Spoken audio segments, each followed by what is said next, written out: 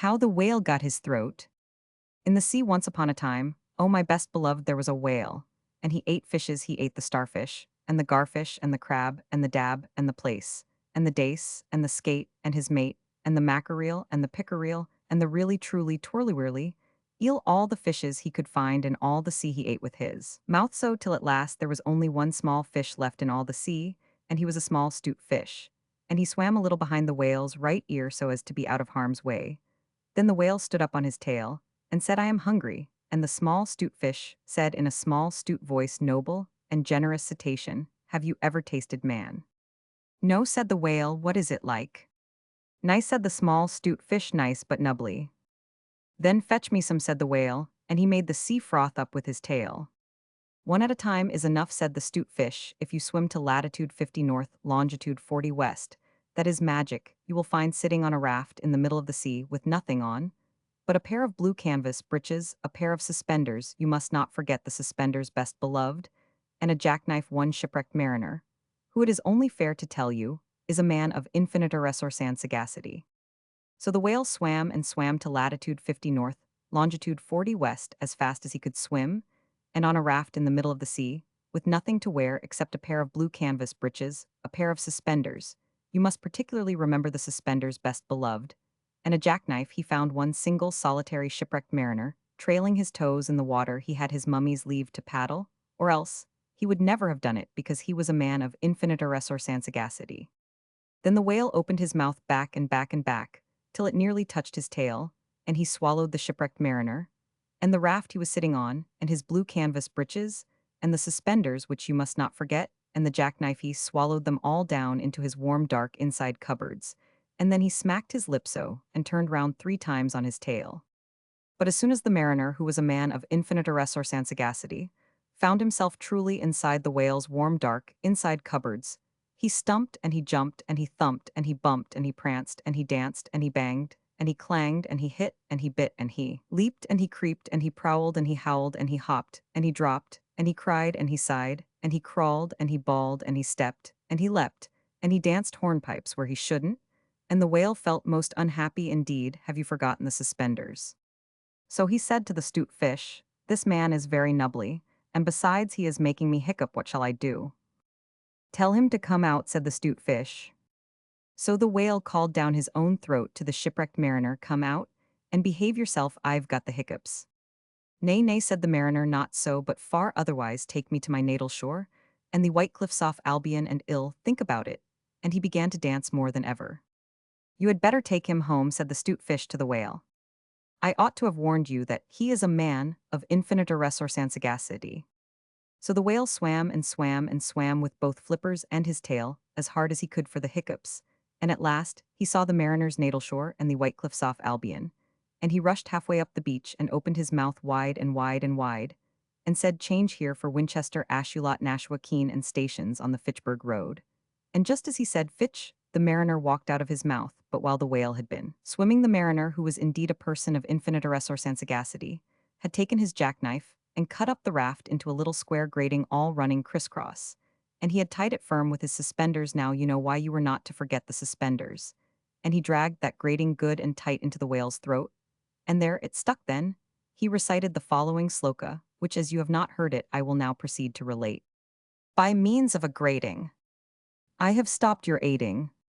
For the mariner, he was also an Hibernian, and he stepped out on the shingle and went home to his mother, who had given him leave to trail his toes in the water. And he married and lived happily ever afterward, so did the whale. But from that day on, the grating in his throat, which he could neither cough up nor swallow down, prevented him eating anything except very, very small fish. And that is the reason why whales nowadays never eat men or boys or little girls. The small 'stute fish went and hid himself in the mud under the dorsals of the equator. He was afraid that the whale might be angry with him. The sailor took the jackknife home. He was wearing the blue canvas breeches when he walked out on the shingle. The suspenders were left behind, you see, to tie the grating with. And that is the end of that tale. When the cabin portholes are dark and green, because of the seas outside, when the ship goes wop with a wiggle between, and the steward falls into the soup tureen, and the trunks begin to slide, when Nursey lies on the floor in a heap, and Mummy tells you to let her sleep, and you aren't waked or washed or dressed. Why then you will know if you haven't guessed. You're 50 north and 40 west. How the camel got his hump. Now this is the next tale, and it tells how the camel got his big hump. In the beginning of years when the world was so new and all, and the animals were just beginning to work for man, there was a camel, and he lived in the middle of a howling desert because he did not want to work. And besides, he was a howler himself. So he ate sticks and thorns and tamarisks and milkweed and prickles most excruciating idle, and when anybody spoke to him, he said humph just humph and no more.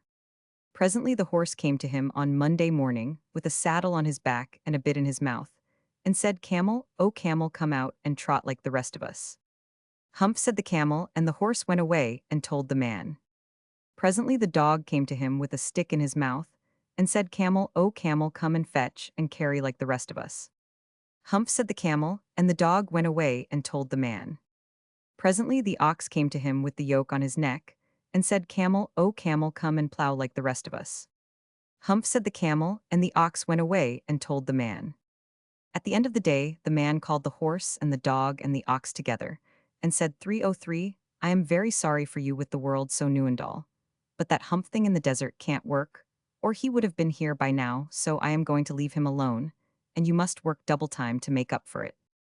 That made the three very angry with the world so new and all, and they held a palaver and an indaba and a punchit, and a powwow on the edge of the desert. And the camel came chewing on milkweed most excruciating idle and laughed at them. Then he said humph and went away again. Presently there came along the jinn in charge of all deserts rolling in a cloud of dust. Jinns always travel that way because it is magic, and he stopped to palaver and powwow with the three. Jinn of all deserts, said the horse, is it right for anyone to be idle with the world so new and all? Certainly not, said the jinn. Well, said the horse, there's a thing in the middle of your howling desert, and he's a howler himself with a long neck and long legs, and he hasn't done a stroke of work since Monday morning he want trot. Hugh, said the jinn, whistling, that's my camel for all the gold in Arabia. What does he say about it? He says humph, said the dog, and he want fetch and carry. Does he say anything else? Only humph, and he want plow, said the ox. Very good, said the jinn, I'll humph him, if you will kindly wait a minute. The jinn rolled himself up in his dust cloak, and took a bearing across the desert, and found the camel most excruciatingly idle, looking at his own reflection in a pool of water. My long and bubbling friend, said the jinn, what's this I hear of your doing no work with the world so new and all? Humph, said the camel. The jinn sat down with his chin in his hand, and began to think a great magic, while the camel looked at his own reflection in the pool of water. You've given the three extra work ever since Monday morning, all on account of your excruciating idleness, said the jinn, and he went on thinking magics with his chin in his hand. Humph, said the camel. I shouldn't say that again. If I were you, said the jinn, you might say, it once too often bubbles, I want you to work. And the camel said humph again, but no sooner had he said it than he saw his back that he was so proud of puffing up, and puffing up into a great big lolloping humph. Do you see that, said the jinn, that's your very own humph that you've brought upon your very own self, by not working. Today is Thursday, and you've done no work since Monday when the work began. Now, you are going to work. How can I, said the camel, with this humph on my back? That's made a purpose, said the jinn, all because you missed those 3 days. You will be able to work now for 3 days without eating, because you can live on your humph. And don't you ever say, I never did anything for you. Come out of the desert, and go to the 3 and behave, humph yourself. And the camel humped himself, humph and all, and went away to join the 3. And from that day to this, the camel always wears a humph. We call it hump, now not to hurt his feelings. But he has never yet caught up with the 3 days that he missed at the beginning of the world, and he has never yet learned how to behave. The camel's hump is an ugly lump, which well you may see at the zoo. But uglier yet is the hump we get from having too little to do. Kiddies and grown-ups too, woo. If we haven't enough to do, whoa, we get the hump. Camellia's hump. The hump that is black and blue. We climb out of bed with a frusly head and a snarly-yarly voice. We shiver and scowl, and we grunt and we growl at our bath and our boots and our toys. And there ought to be a corner for me. And I know there is one for you. When we get the hump, Camellia's hump, The hump that is black and blue. The cure for this ill is not to sit still, or frowst with a book by the fire, but to take a large hoe and a shovel also, and dig till you gently perspire. And then you will find that the sun and the wind, and the gin of the garden too, have lifted the hump, the horrible hump, the hump that is black and blue. I get it as well as Yaowu.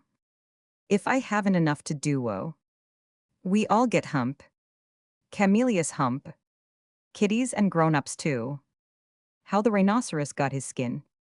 Once upon a time, on an uninhabited island on the shores of the Red Sea, there lived a Parsee from whose hat the rays of the sun were reflected in Northern Oriental splendor. And the Parsee lived by the Red Sea with nothing but his hat and his knife, and a cooking stove of the kind that you must particularly never touch. And one day he took flour and water and currants and plums and sugar and things, and made himself one cake which was 2 feet across and 3 feet thick. It was indeed a superior comestible, that's magic, and he put it on stove, because he was allowed to cook on the stove, and he baked it, and he baked it till it was all done brown and smelt most sentimental. But just as he was going to eat it, there came down to the beach from the altogether uninhabited interior one rhinoceros with a horn on his nose, 2 piggy eyes, and few manners in those days. The rhinoceros skin fitted him quite tight, there were no wrinkles in it, anywhere he looked exactly like a Noah's Ark rhinoceros. But of course much bigger all the same. He had no manners then. And he has no manners now, and he never will have any manners, he said. How? And the Parsee left that cake and climbed to the top of a palm tree with nothing on but his hat, from which the rays of the sun were always reflected in Northern Oriental splendor. And the rhinoceros upset the oil stove with his nose, and the cake rolled on the sand, and he spiked that cake on the horn of his nose, and he ate it. And he went away waving his tail to the desolate and exclusively uninhabited interior, which abuts on the islands of Mazandaran, Socotra, and promontories of the larger equinox. Then the Parsee came down from his palm tree, and put the stove on its legs, and recited the following sloka, which, as you have not heard, I will now proceed to relate. Them that takes cakes, which the Parseeman bakes, makes dreadful mistakes. And there was a great deal more in that than you would think. Because 5 weeks later there was a heat wave in the Red Sea, and everybody took off all the clothes they had. The Parsee took off his hat, but the rhinoceros took off his skin and carried it over his shoulder. As he came down to the beach to bathe in those days, it buttoned underneath with 3 buttons and looked like a waterproof. He said nothing whatever about the Parsee's cake, because he had eaten it all, and he never had any manners then. Since or henceforward he waddled straight into the water and blew bubbles through his nose, leaving his skin on the beach. Presently the Parsee came by and found the skin, and he smiled one smile that ran all round his face 2 times. Then he danced 3 times round the skin and rubbed his hands. Then he went to his camp and filled his hat with cake crumbs, for the Parsee never ate anything but cake, and never swept out his camp. He took that skin, and he shook that skin, and he scrubbed that skin, and he rubbed that skin just as full of old, dry, stale, tickly cake crumbs, and some burned currants as ever it could possibly hold. Then he climbed to the top of his palm tree, and waited for the rhinoceros to come out of the water and put it on. And the rhinoceros Roman 999, he buttoned it up with the 3 buttons, and it tickled like cake crumbs in bed. Then he wanted to scratch, but that made it worse. And then he lay down on the sands and rolled and rolled and rolled. And every time he rolled, the cake crumbs tickled him worse and worse and worse. Then he ran to the palm tree and rubbed and rubbed and rubbed himself against it. He rubbed so much and so hard that he rubbed his skin into a great fold over his shoulders and another fold underneath where the buttons used to be. But he rubbed the buttons off, and he rubbed some more folds over his legs, and it spoiled his temper. But it didn't make the least difference to the cake crumbs. They were inside his skin, and they tickled so he went home very angry indeed and horribly scratchy. And from that day to this every rhinoceros has great folds in his skin and a very bad temper, all on account of the cake crumbs inside.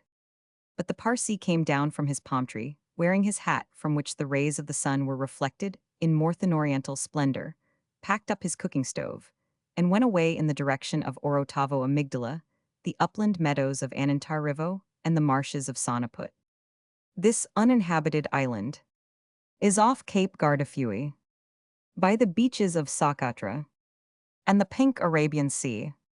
But it's hot from Suez, for the likes of you and me, ever to go in a P&O and call on the cake Parsee. How the leopard got his spots, In the days when everybody started fair, best beloved the leopard lived in a place called the high veld member. It wasn't the low veld, or the bush veld, or the sour veld, but the exclusively bare hot shiny high veld, where there was sand and sandy-colored rock, and exclusively tufts of sandy yellowish grass. The giraffe, and the zebra, and the eland, and the kudu and the hartebeest lived there, and they were exclusively sandy yellow-brownish all over. But the leopard, he was the exclusivest, sandest yellowish-brownest of them, a grayish-yellowish cat-shaped kind of beast. And he matched the exclusively yellowish-grayish-brownish color of the high veld to one hair. This was very bad for the giraffe and the zebra and the rest of them, for he would lie down by a exclusively yellowish-grayish-brownish stone or clump of grass. And when the giraffe or the zebra or the eland or the kudu or the bush buck or the bont buck came by, he would surprise them out of their jumpsome lives, he would indeed. And also there was an Ethiopian with bows and arrows exclusively. Grayish-brownish-yellowish man, he was then who lived on the high veld with the leopard. And the two used to hunt Togther the Ethiopian with his bows and arrows, and the leopard exclusively with his teeth, and Clostel the giraffe and the eland and the kudu and the quagga, and all the rest of them didn't know which way to jump. Best beloved, they didn't indeed. After a long time of things lived for ever so long in those days, thee learned to avoid anything that looked like a leopard or an Ethiopian, and bit by bit Giraffe began it because his legs were the longest. Thee went away from the high veld. They scuttled for days and days and days, till they came to a great forest exclusively full of trees, and bushes and stripy speckly patchablatchy shadows, and there they hid, and after another long time, what with standing half in the shade and half out of it, and what with the slippery shadows of the trees falling on them, the giraffe grew blotchy, and the zebra grew stripy, and the eland and the kudu grew darker, with little wavy gray lines on their backs like bark on a tree trunk, and so though you could hear them and smell them, you could very seldom see them. And then, only when you knew precisely where to look, they had a beautiful time in the exclusively speckly shadows of the forest, while the leopard and the Ethiopian ran about over the exclusively grayish-yellowish reddish high veld. Outside wondering where all their breakfasts and their dinners and their teas had gone at last, they were so hungry that they ate rats and beetles and rockerbits the leopard and the Ethiopian. And then they had the big tummy ache both together. And then they met Bavian, the dog-headed barking baboon, who is quite the wisest animal in all South Africa. Said leopard to Bavian, and it was a very hot day, where has all the game gone? And Bavian winked he knew. Said the Ethiopian to Bavian, can you tell me the present habitat of the aboriginal fauna? That meant just the same thing, but the Ethiopian always used long words. He was a grown-up. And Bavian winked he knew. Then said Bavian, the game has gone into other spots, and my advice to you, leopard, is to go into other spots as soon as you can. And the Ethiopian said, that is all very fine, but I wish to know whither the aboriginal fauna has migrated. Then said Bavian, the aboriginal fauna has joined the aboriginal flora, because it was high time for a change, and my advice to you, Ethiopian, is to change as soon as you can. That puzzled the leopard and the Ethiopian, but they set off to look for the aboriginal flora, and presently after ever so many days, they saw a great high tall forest full of tree, trunks all exclusively speckled and sprottled and spottled dotted, and splashed and slashed and hatched and cross-hatched, with shadows say that quickly aloud, and you will see how very shadowy the forest must have been. What is this, said the leopard, that is so exclusively dark, and yet so full of little pieces of light? I don't know, said the Ethiopian, but it ought to be the aboriginal flora. I can smell giraffe, and I can hear giraffe, but I can't see giraffe. That's curious, said the leopard. I suppose it is because we have just come in out of the sunshine. I can smell zebra, and I can hear zebra, but I can't see zebra. Wait a bit, said the Ethiopian. It's a long time since we've hunted 'em. Perhaps we've forgotten what they were like. Fiddle, said the leopard. I remember them perfectly on the high veld, especially their marrowbones. Giraffe is about 17 feet high, of exclusively fulvous golden yellow from head to heel, and zebra is about 4.5 feet high, of exclusively gray fawn color from head to heel. Said the Ethiopian, looking into the speckly shadows of the aboriginal flora forest. Then, they ought to show up in this dark place like ripe bananas in a smokehouse. But they didn't. The leopard and the Ethiopian hunted all day, and though they could smell them and hear them, they never saw one of them. For goodness sake, said the leopard at tea time, let us wait till it gets dark. This daylight hunting is a perfect scandal. So they waited till dark, and then the leopard heard something breathing sniffily in the starlight that fell all stripy through the branches, and he jumped at the noise, and it smelt like zebra and it felt like zebra. and when he knocked it down, it kicked like zebra. But he couldn't see it, so he said, "Be quiet, O you person without any form. I am going to sit on your head till morning because there is something about you that I don't understand." Presently he heard a grunt and a crash and a scramble, and the Ethiopian called out, "I've caught a thing that I can't see. It smells like giraffe, and it kicks like giraffe, but it hasn't any form." "Don't you trust it," said the leopard, "sit on its head, till the morning same as me, they haven't any form any of em." So they sat down on them hard, till bright morning time, and then leopard said, "What have you at your end of the table, brother?" The Ethiopian scratched his head, and said it ought to be exclusively a rich fulvous orangetoni from head to heel, and it ought to be giraffe, but it is covered all over with chestnut blotches. What have you at your end of the table, brother? And the leopard scratched his head, and said it ought to be exclusively a delicate grayish fawn, and it ought to be zebra, but it is covered all over with black and purple stripes. What in the world have you been doing to yourself? Zebra, don't you know that, if you were on the high veld, I could see you 10 miles off? You haven't any form." "Yes," said the zebra, "but this isn't the high veld, can't you see?" "I can now," said the leopard, "but I couldn't all yesterday. How is it done?" "Let us up," said the zebra, "and we will show you." They let the zebra and the giraffe get up, and zebra moved away to some little thorn bushes, where the sunlight fell all stripy, and giraffe moved off to some tallish trees, where the shadows fell all blotchy. "Now watch," said the zebra, and the giraffe, "this is the way it's done, 1 2 3, and where's your breakfast?" Leopard stared and Ethiopian stared, but all they could see were stripy shadows and blotched shadows in the forest, but never a sign of zebra and giraffe. They had just walked off and hidden themselves in the shadowy forest. "Hi, hi," said the Ethiopian, "that's a trick worth learning. Take a lesson by it. Leopard, you show up in this dark place, like a bar of soap in a coal scuttle." "Ho, ho," said the leopard, "would it surprise you very much to know that you show up in this dark place, like a mustard plaster, on a sack of coals?" "Well, calling names won't catch dinner," said the Ethiopian. "The long and the little of it is that we don't match our backgrounds. I am going to take Bavion's advice. He told me I ought to change, and as I've nothing to change, except my skin, I am going to change that." "What to?" said the leopard, tremendously excited. "To a nice working blackish-brownish color, with a little purple in it, and touches of slata blue. It will be the very thing for hiding in hollows and behind trees." So he changed his skin then, and there, and the leopard was more excited than ever. He had never seen a man change his skin before. "But what about me?" he said, when the Ethiopian had worked his last little finger into his fine new black skin. "You take Bavion's advice, too. He told you to go into spots." "So I did," said the leopard. "I went into other spots. As fast as I could, I went into this spot with you, and a lot of good it has done me." "Oh," said the Ethiopian, "Bavion didn't mean spots in South Africa. He meant spots on your skin." "What's the use of that?" said the leopard. "Think of giraffe," said the Ethiopian. "Or, if you prefer stripes, think of zebra. They find their spots and stripes give them perfect satisfaction." Said the leopard, "I wouldn't look like zebra not for ever so." "Well, make up your mind," said the Ethiopian, "because I'd hate to go hunting without you, but I must if you insist on looking like a sunflower against a tarred fence." "I'll take spots," then said the leopard, "but don't make em too vulgar big. I wouldn't look like giraffe not for ever so." "I'll make em with the tips of my fingers," said the Ethiopian. "There's plenty of black left on my skin, still stand over." Then the Ethiopian put his 5 fingers close together, there was plenty of black left on his new skin still, and pressed them all over the leopard. And wherever the 5 fingers touched, they left 5 little black marks all closed together. You can see them on any leopard's skin.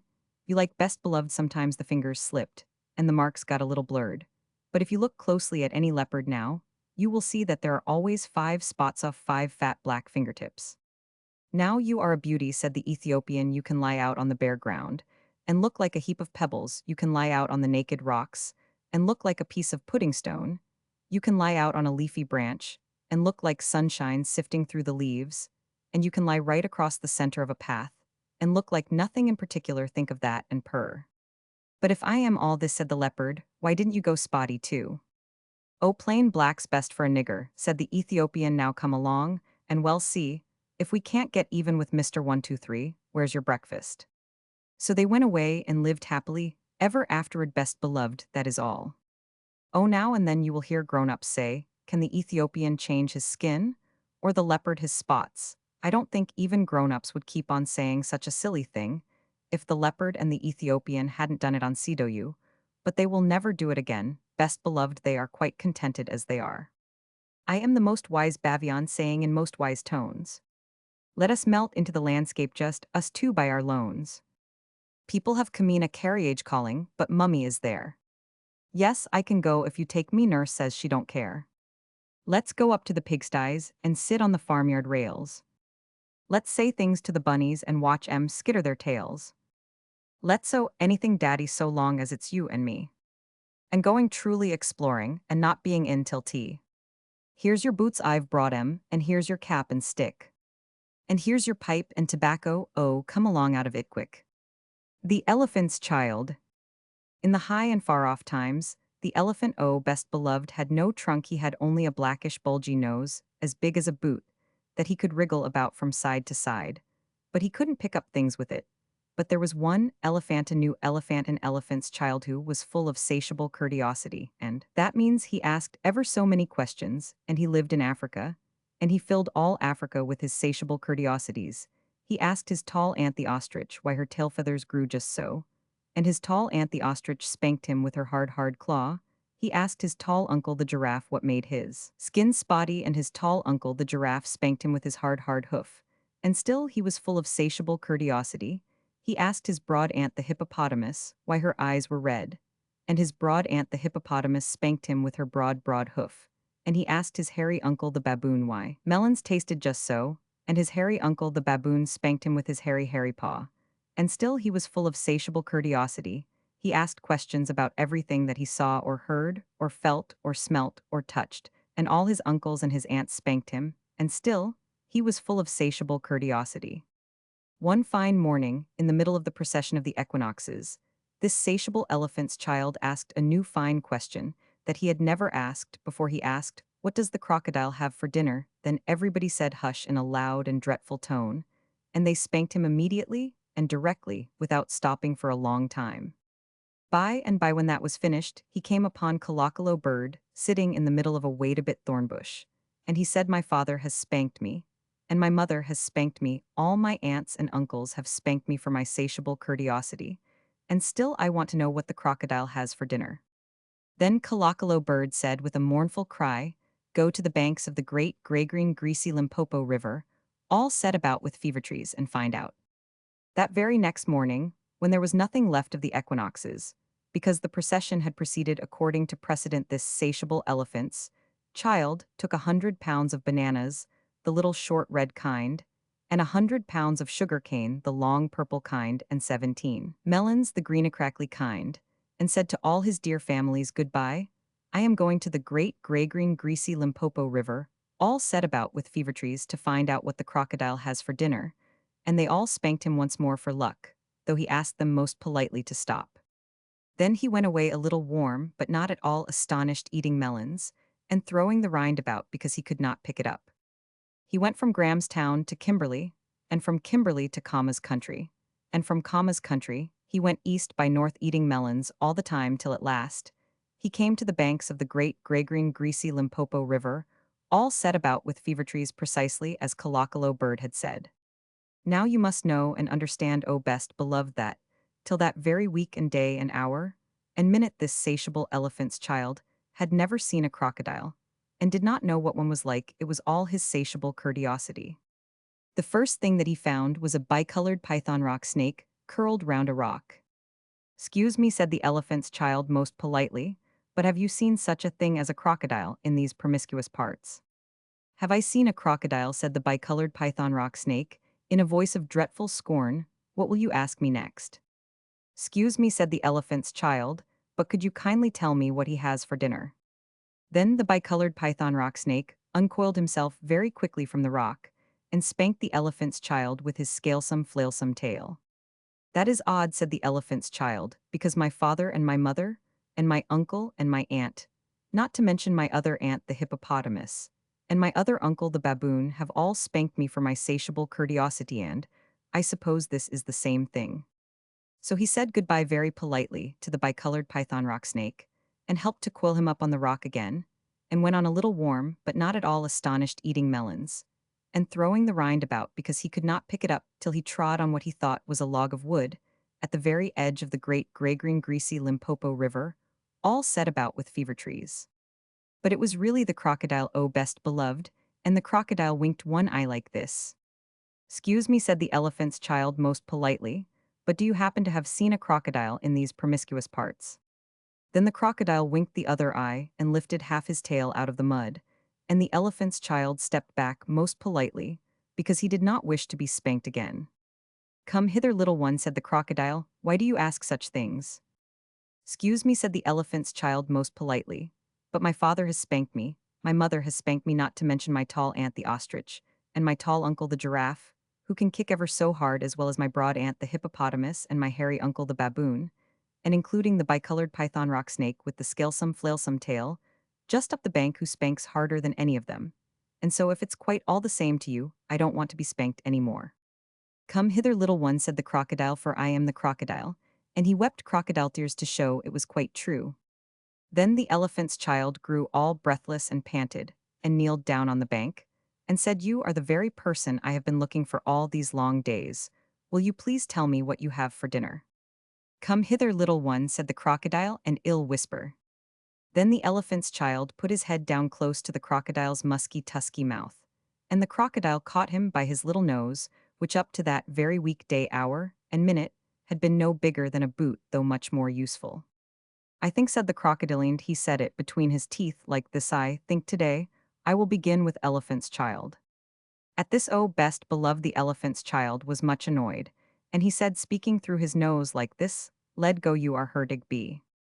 Then the bicolored python rock snake scuffled down from the bank, and said, "My young friend, if you do not now immediately and instantly pull as hard as ever you can, it is my opinion that your acquaintance in the large pattern leather ulster, and by this he meant the crocodile, will jerk you into yonder limpid stream before you can say Jack Robinson." This is the way bicolored python rock snakes always talk. Then the elephant's child sat back on his little haunches, and pulled and pulled and pulled, and his nose began to stretch, and the crocodile floundered into the water, making it all creamy with great sweeps of his tail, and he pulled and pulled and pulled. And the elephant's child's nose kept on stretching, and the elephant's child spread all his little forelegs, and pulled and pulled and pulled, and his nose kept on stretching, and the crocodile threshed his tail like an oar, and he pulled and pulled and pulled, and at each pull the elephant's child's nose grew longer and longer, and it hurt him hages. Then the elephant's child felt his legs slipping, and he said through his nose, which was now nearly 5 feet long, "This is too much for B." Then the bicolored python rock snake came down from the bank, and knotted himself in a double clovey hitch round the elephant's child's hind legs, and said, "Rash and inexperienced traveler, we will now seriously devote ourselves to a little high tension, because if we do not, it is my impression that yonder self-propelling manafor with the armor-plated upper deck, and by this, oh best beloved, he meant the crocodile, will permanently vitiate your future career." That is the way all bicolored python rock snakes always talk. So he pulled, and the elephant's child pulled, and the crocodile pulled, but the elephant's child and the bicolored python rock snake pulled hardest, and at last the crocodile let go of the elephant's child's nose with a plop that you could hear all up and down the Limpopo. Then the elephant's child sat down most hard and sudden, but first he was careful to say thank you to the bicolored python rock snake, and next he was kind to his poor pulled nose, and wrapped it all up in cool banana leaves, and hung it in the great gray-green greasy Limpopo to cool. "What are you doing that for?" said the bicolored python rock snake. "Excuse me," said the elephant's child, "but my nose is badly out of shape, and I am waiting for it to shrink." "Then you will have to wait a long time," said the bicolored python rock snake. "Some people do not know what is good for them." The elephant's child sat there for 3 days waiting for his nose to shrink, but it never grew any shorter, and besides it made him squint, for oh best beloved, you will see and understand that the crocodile had pulled it out into a really truly trunk, same as all elephants have today. At the end of the 3rd day, a fly came and stung him on the shoulder, and before he knew what he was doing, he lifted up his trunk and hit that fly dead with the end of it. "Vantage number 1, said the bicolored python rock snake, "you couldn't have done that with a Marismere nose, try, and eat a little now."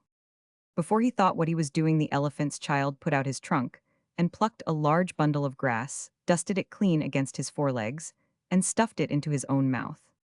"Vantage number 2, said the bicolored python rock snake, "you couldn't have done that with a Mearsmere nose, Don't you think the sun is very hot here? It is, said the elephant's child, and before he thought what he was doing, he slooped up a sloop of mud from the banks of the great Gregring Greasy Limpopo and slapped it on his head, where it made a cool sloopisloshy mudcap all trickly behind his ears. Vantage number 3, said the bicolored python rock snake, you couldn't have done that with a Marismere nose. Now, how do you feel about being spanked again? Excuse me, said the elephant's child, but I should not like it at all. How would you like to spank somebody? Said the bicolored python rock snake. I should like it very much indeed, said the elephant's child. Well, said the bicolored python rock snake, you will find that new nose of yours very useful to spank people with. Thank you, said the elephant's child. I'll remember that. And now, I think I'll go home to all my dear families and try. So the elephant's child went home across Africa frisking and whisking his trunk when he wanted fruit to eat.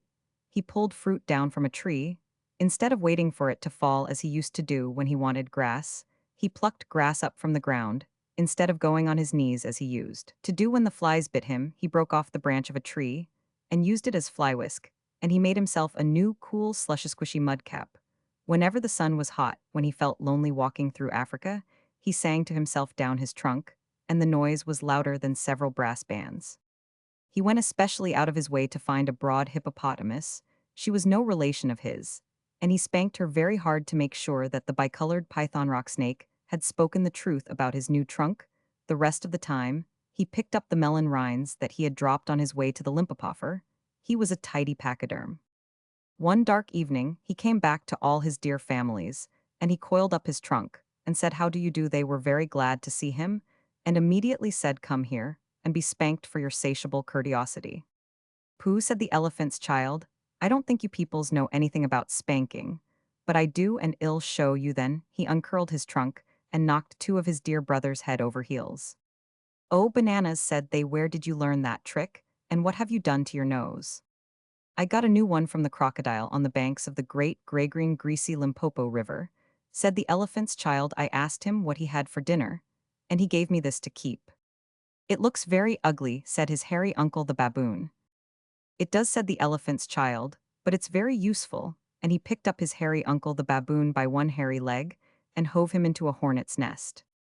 Then that bad elephant's child spanked all his dear families for a long time, till they were very warm and greatly astonished.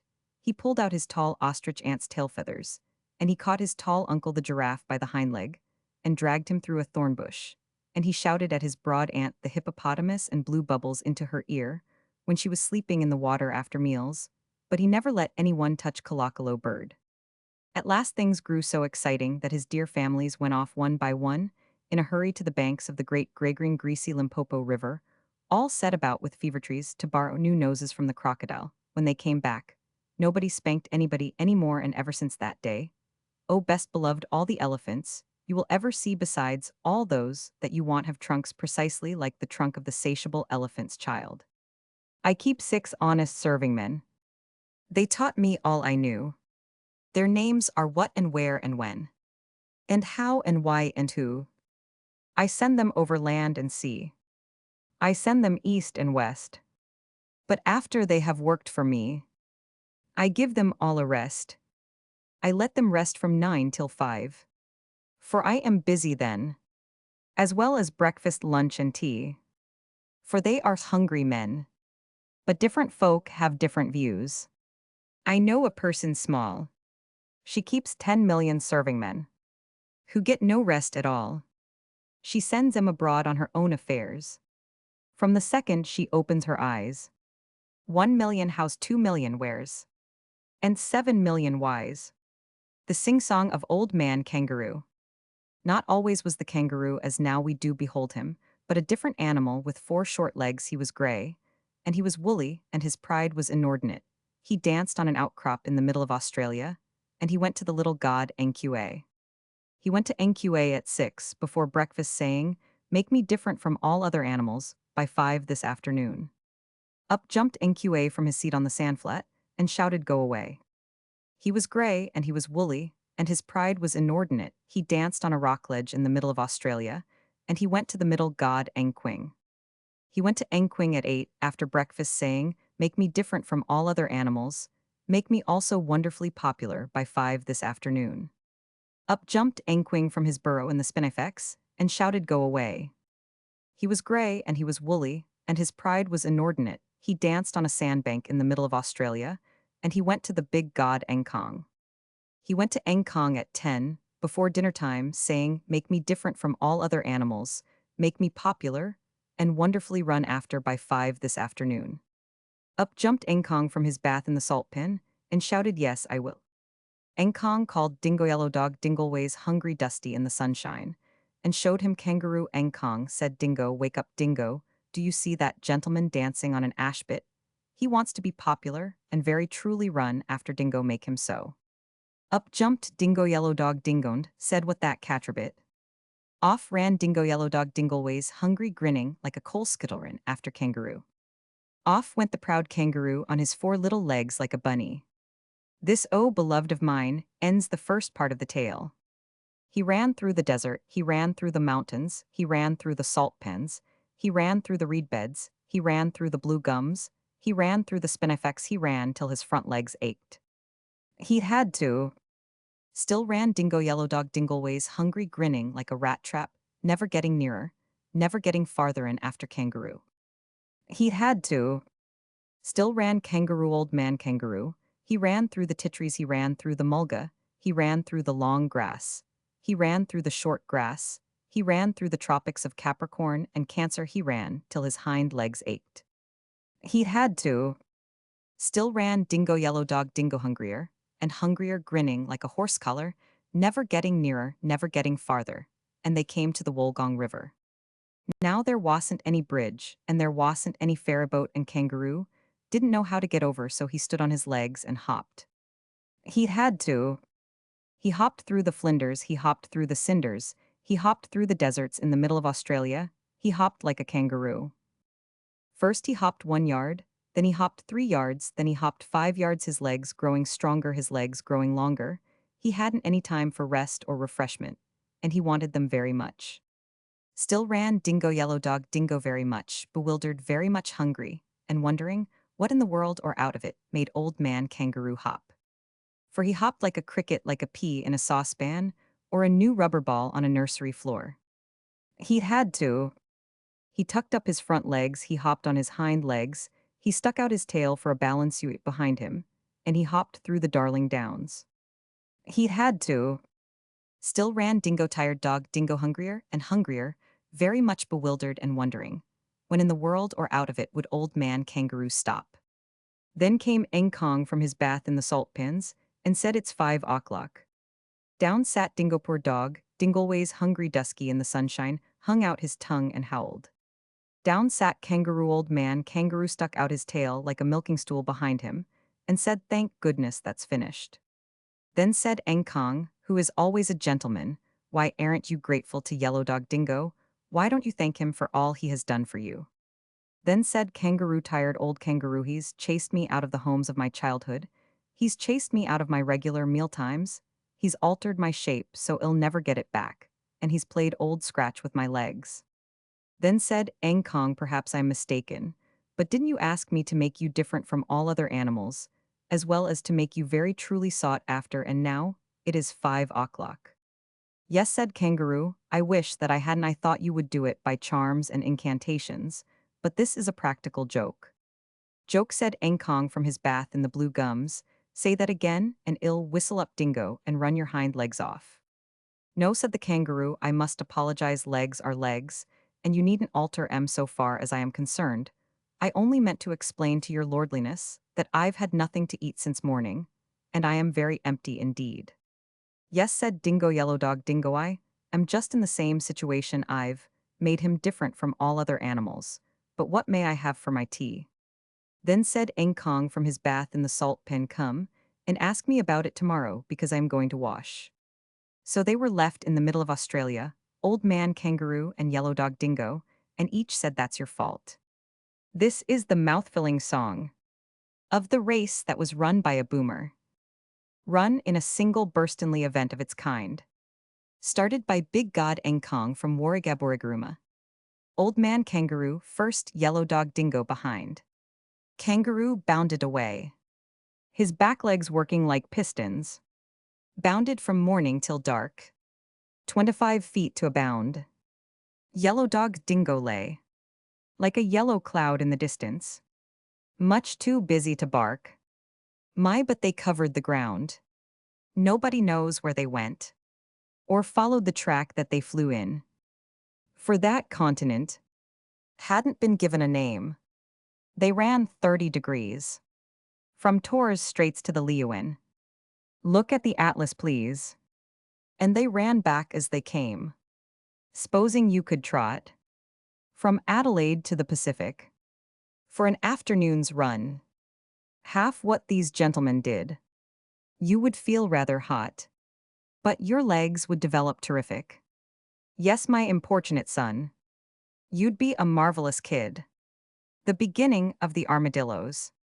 This, oh best beloved, is another story of the high and far-off times. In the very middle of those times was a stickly prickly hedgehog, and he lived on the banks of the turbid Amazon eating shelly snails and things, and he had a friend, a slow solid tortoise, who lived on the banks of the turbid Amazon eating green lettuces and things, and so that was all right, best beloved, do you see? But also, and at the same time, in those high and far-off times, there was a painted jaguar, and he lived on the banks of the turbid Amazon too, and he ate everything that he could catch. When he could not catch deer or monkeys, he would eat frogs and beetles. And when he could not catch frogs and beetles, he went to his mother jaguar, and she told him how to eat hedgehogs and tortoises.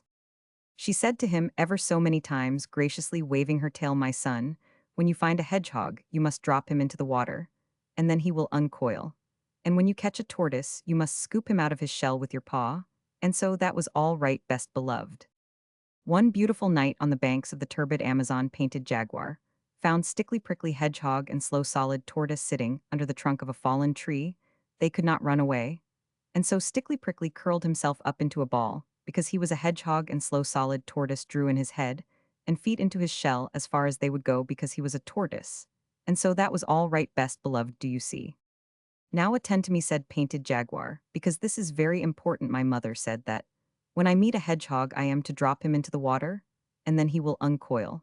And when I meet a tortoise, I am to scoop him out of his shell with my paw. Now which of you is hedgehog, and which is tortoise, because to save my spots I can't tell.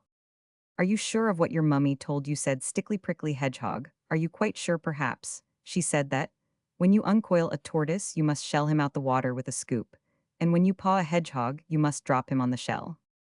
Are you sure of what your mummy told you, said slow and solid tortoise. Are you quite sure? Perhaps she said that when you water a hedgehog, you must drop him into your paw, and when you meet a tortoise, you must shell him till he uncoils. I don't think it was at all like that, said painted jaguar, but he felt a little puzzled. But please say it again more distinctly. When you scoop water with your paw, you uncoil it with a hedgehog, said stickly prickly. Remember that, because it's important. But said the tortoise, when you paw your meat, you drop it into a tortoise with a scoop. Why can't you understand? You are making my spots ache, said painted jaguar. And besides, I didn't want your advice at all. I only wanted to know which of you is hedgehog and which is tortoise. I shan't tell you, said stickly prickly, but you can scoop me out of my shell if you like. Aha, said painted jaguar. Now I know you're a tortoise. You thought I wouldn't now. I will. Painted jaguar darted out his paw, just as stickly prickly curled himself up. And of course Jaguar's paw was just filled with prickles, worse than that he knocked stickly prickly away and away into the woods and the bushes, where it was too dark to find him. Then he put his paw into his mouth, and of course the prickles hurt him worse than ever. As soon as he could speak, he said, now I know he isn't tortoise at all, Butend. Then he scratched his head with his unprickly paw. How do I know that this other is tortoise? But I am tortoise, said slow and solid. Your mother was quite right. She said that you were to scoop me out of my shell with your paw. Begin. You didn't say she said that a minute ago, said painted jaguar, sucking the prickles out of his paw. You said she said something quite different. Well, suppose you say that I said that she said something quite different. I don't see that it makes any difference. Because if she said what you said, I said she said, it's just the same as if I said what she said. On the other hand, if you think she said that you were to uncoil me with a scoop, instead of pouring me into drops with a shell, I can't help that, can I? But you said you wanted to be scooped out of your shell with my paw, said painted jaguar. If y'all think again, y'all find that I didn't say anything of the kind. I said that your mother said that you were to scoop me out of my shell, said Slow and Solid. What will happen if I do, said the jaguar most sniffily and most cautious. I don't know because I've never been scooped out of my shell before, but I tell you truly if you want to see me swim away, you've only got to drop me into the water. I don't believe it, said Painted Jaguar. You've mixed up all the things my mother told me to do with the things that you asked me, whether I was sure that she didn't say, till I don't know whether I am on my head or my painted tail, and now you come and tell me something I can understand, and it makes me more mixy than before my mother told me that I was to drop one of you two into the water. And as you seem so anxious to be dropped, I think you don't want to be dropped, so jump into the turbid Amazon and be quick about it. I warn you that your mummy won't be pleased. Don't tell her, I didn't tell you, said Slow Solid. If you say another word about what my mother said, the jaguar answered. But he had not finished the sentence before Slow and Solid quietly dived into the turbid Amazon, swam underwater for a long way, and came out on the bank where Stickly Prickly was waiting for him. That was a very narrow escape, said Stickly Prickly. I don't rib Painted Jaguar. What did you tell him that you were? I told him truthfully that I was a truthful tortoise, but he wouldn't believe it, and he made me jump into the river to see if I was, and he is surprised now he's gone to tell his mummy listen to him. They could hear Painted Jaguar roaring up and down among the trees and the bushes by the side of the turbid Amazon till his mummy came. Son, son, said his mother ever so many times, graciously waving her tail, what have you been doing that you shouldn't have done? I tried to scoop something that said it wanted to be scooped out of its shell with my paw, and my paw is full of pericles, said Painted Jaguar. Son, son, said his mother ever so many times, graciously waving her tail by the prickles in your paw. I see that that must have been a hedgehog, you should have dropped him into the water. I did that to the other thing, and he said he was a tortoise, and I didn't believe him, and it was quite true, and he has dived under the turbid Amazon, and he won't come up again, and I haven't anything at all to eat, and I think we had better find lodgings somewhere else. They are too clever on the turbid Amazon for poor me. Son, son, said his mother ever so many times, graciously waving her tail. Now attend to me, and remember what I say. A hedgehog curls himself up into a ball, and his prickles stick out every which way at once. By this you may know the hedgehog. I don't like this old lady, one little bit, said Stickly Prickly, under the shadow of a large leaf. I wonder what else she knows. A tortoise can't curl himself up, Mother Jaguar went on ever so many times, graciously waving her tail. He only draws his head and legs into his shell. By this you may know the tortoise. I don't like this old lady at all, said Slow and Solid Tortoise, even Painted Jaguar. Can't forget those directions, it's a great pity that you can't swim, Stickly Prickly. Don't talk to me, said Stickly Prickly, just think how much better it would be if you could curl up. This is a mess, listen to Painted Jaguar. Painted Jaguar was sitting on the banks of the turbid Amazon, sucking prickles out of his paws and saying to himself, can't curl but can swim. Slow Solid, that's him. Curls up but can't swim. Stickly Prickly, that's him. Hell never forget that this month of Sundays, said Stickly Prickly. Hold up my chin, Slow and Solid, I am going to try to learn to swim, it may be useful. Excellent, said Slow and Solid, and he held up Stickly Prickly's chin, while Stickly Prickly kicked in the waters of the turbid Amazon. Y'all make a fine swimmer yet, said Slow and Solid. Now, if you can unlace my backplates a little, I'll see what I can do towards curling up, it may be useful. Stickly Prickly helped to unlace Tortoise's backplates, so that by twisting and straining, Slow and Solid actually managed to curl up a titty wee bit. Excellent, said Stickly Prickly, but I shouldn't do any more just now, it's making you black in the face. Kindly lead me into the water once again, and I'll practice that side stroke which you say is so easy. And so, Stickly Prickly practiced, and Slow Solid swam alongside. Excellent, said Slow and Solid, a little more practice will make you a regular whale. Now, if I may trouble you to unlace my back and front plates, 2 holes more, I'll try. That fascinating bend that you say is so easy, want Painted Jaguar be surprised. Excellent, said Stickly Prickly, all wet from the turbid Amazon. I declare I shouldn't know you from one of my own family. 2 holes. I think you said a little more expression, please. And don't grunt quite so much, or Painted Jaguar may hear us. When you've finished, I want to try that long dive which you say is so easy, want Painted Jaguar be surprised. And so Stickly Prickly dived, and Slow and Solid dived alongside.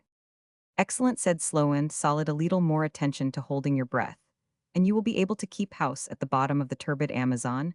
Now ill try that exercise of putting my hind legs round my ears, which you say is so peculiarly comfortable want, painted jaguar be surprised. Excellent, said Stickly Prickly, but it's straining your back plates a little, they are all overlapping now, instead of lying side by side. Oh, that's the result of exercise, said Slow and Solid. I've noticed that your prickles seem to be melting into one another, and that you're growing to look rather more like a pinecone, and less like a chestnut burr than you used to. Am I, said Stickly Prickly, that comes from my soaking in the water, oh want painted jaguar be surprised. They went on with their exercises, each helping the other till morning came, and when the sun was high they rested and dried themselves. Then, they saw that they were both of them quite different from what they had been. Stickly Prickly, said Tortoise after breakfast, I am not what I was yesterday, but I think that I may yet amuse painted jaguar. That was the very thing I was thinking just now, said Stickly Prickly. I think scales are a tremendous improvement on Perclesto. Say nothing of being able to swim. Oh, want painted jaguar be surprised. Let's go and find him.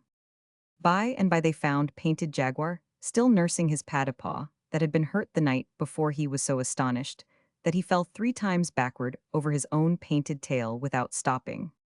Good morning, said Stickly Prickly, and how is your dear gracious mummy this morning? She is quite well, thank you, said Painted Jaguar, but you must forgive me if I do not at this precise moment recall your name. That's unkind of you, said Stickly Prickly, seeing that this time yesterday you tried to scoop me out of my shell with your paw.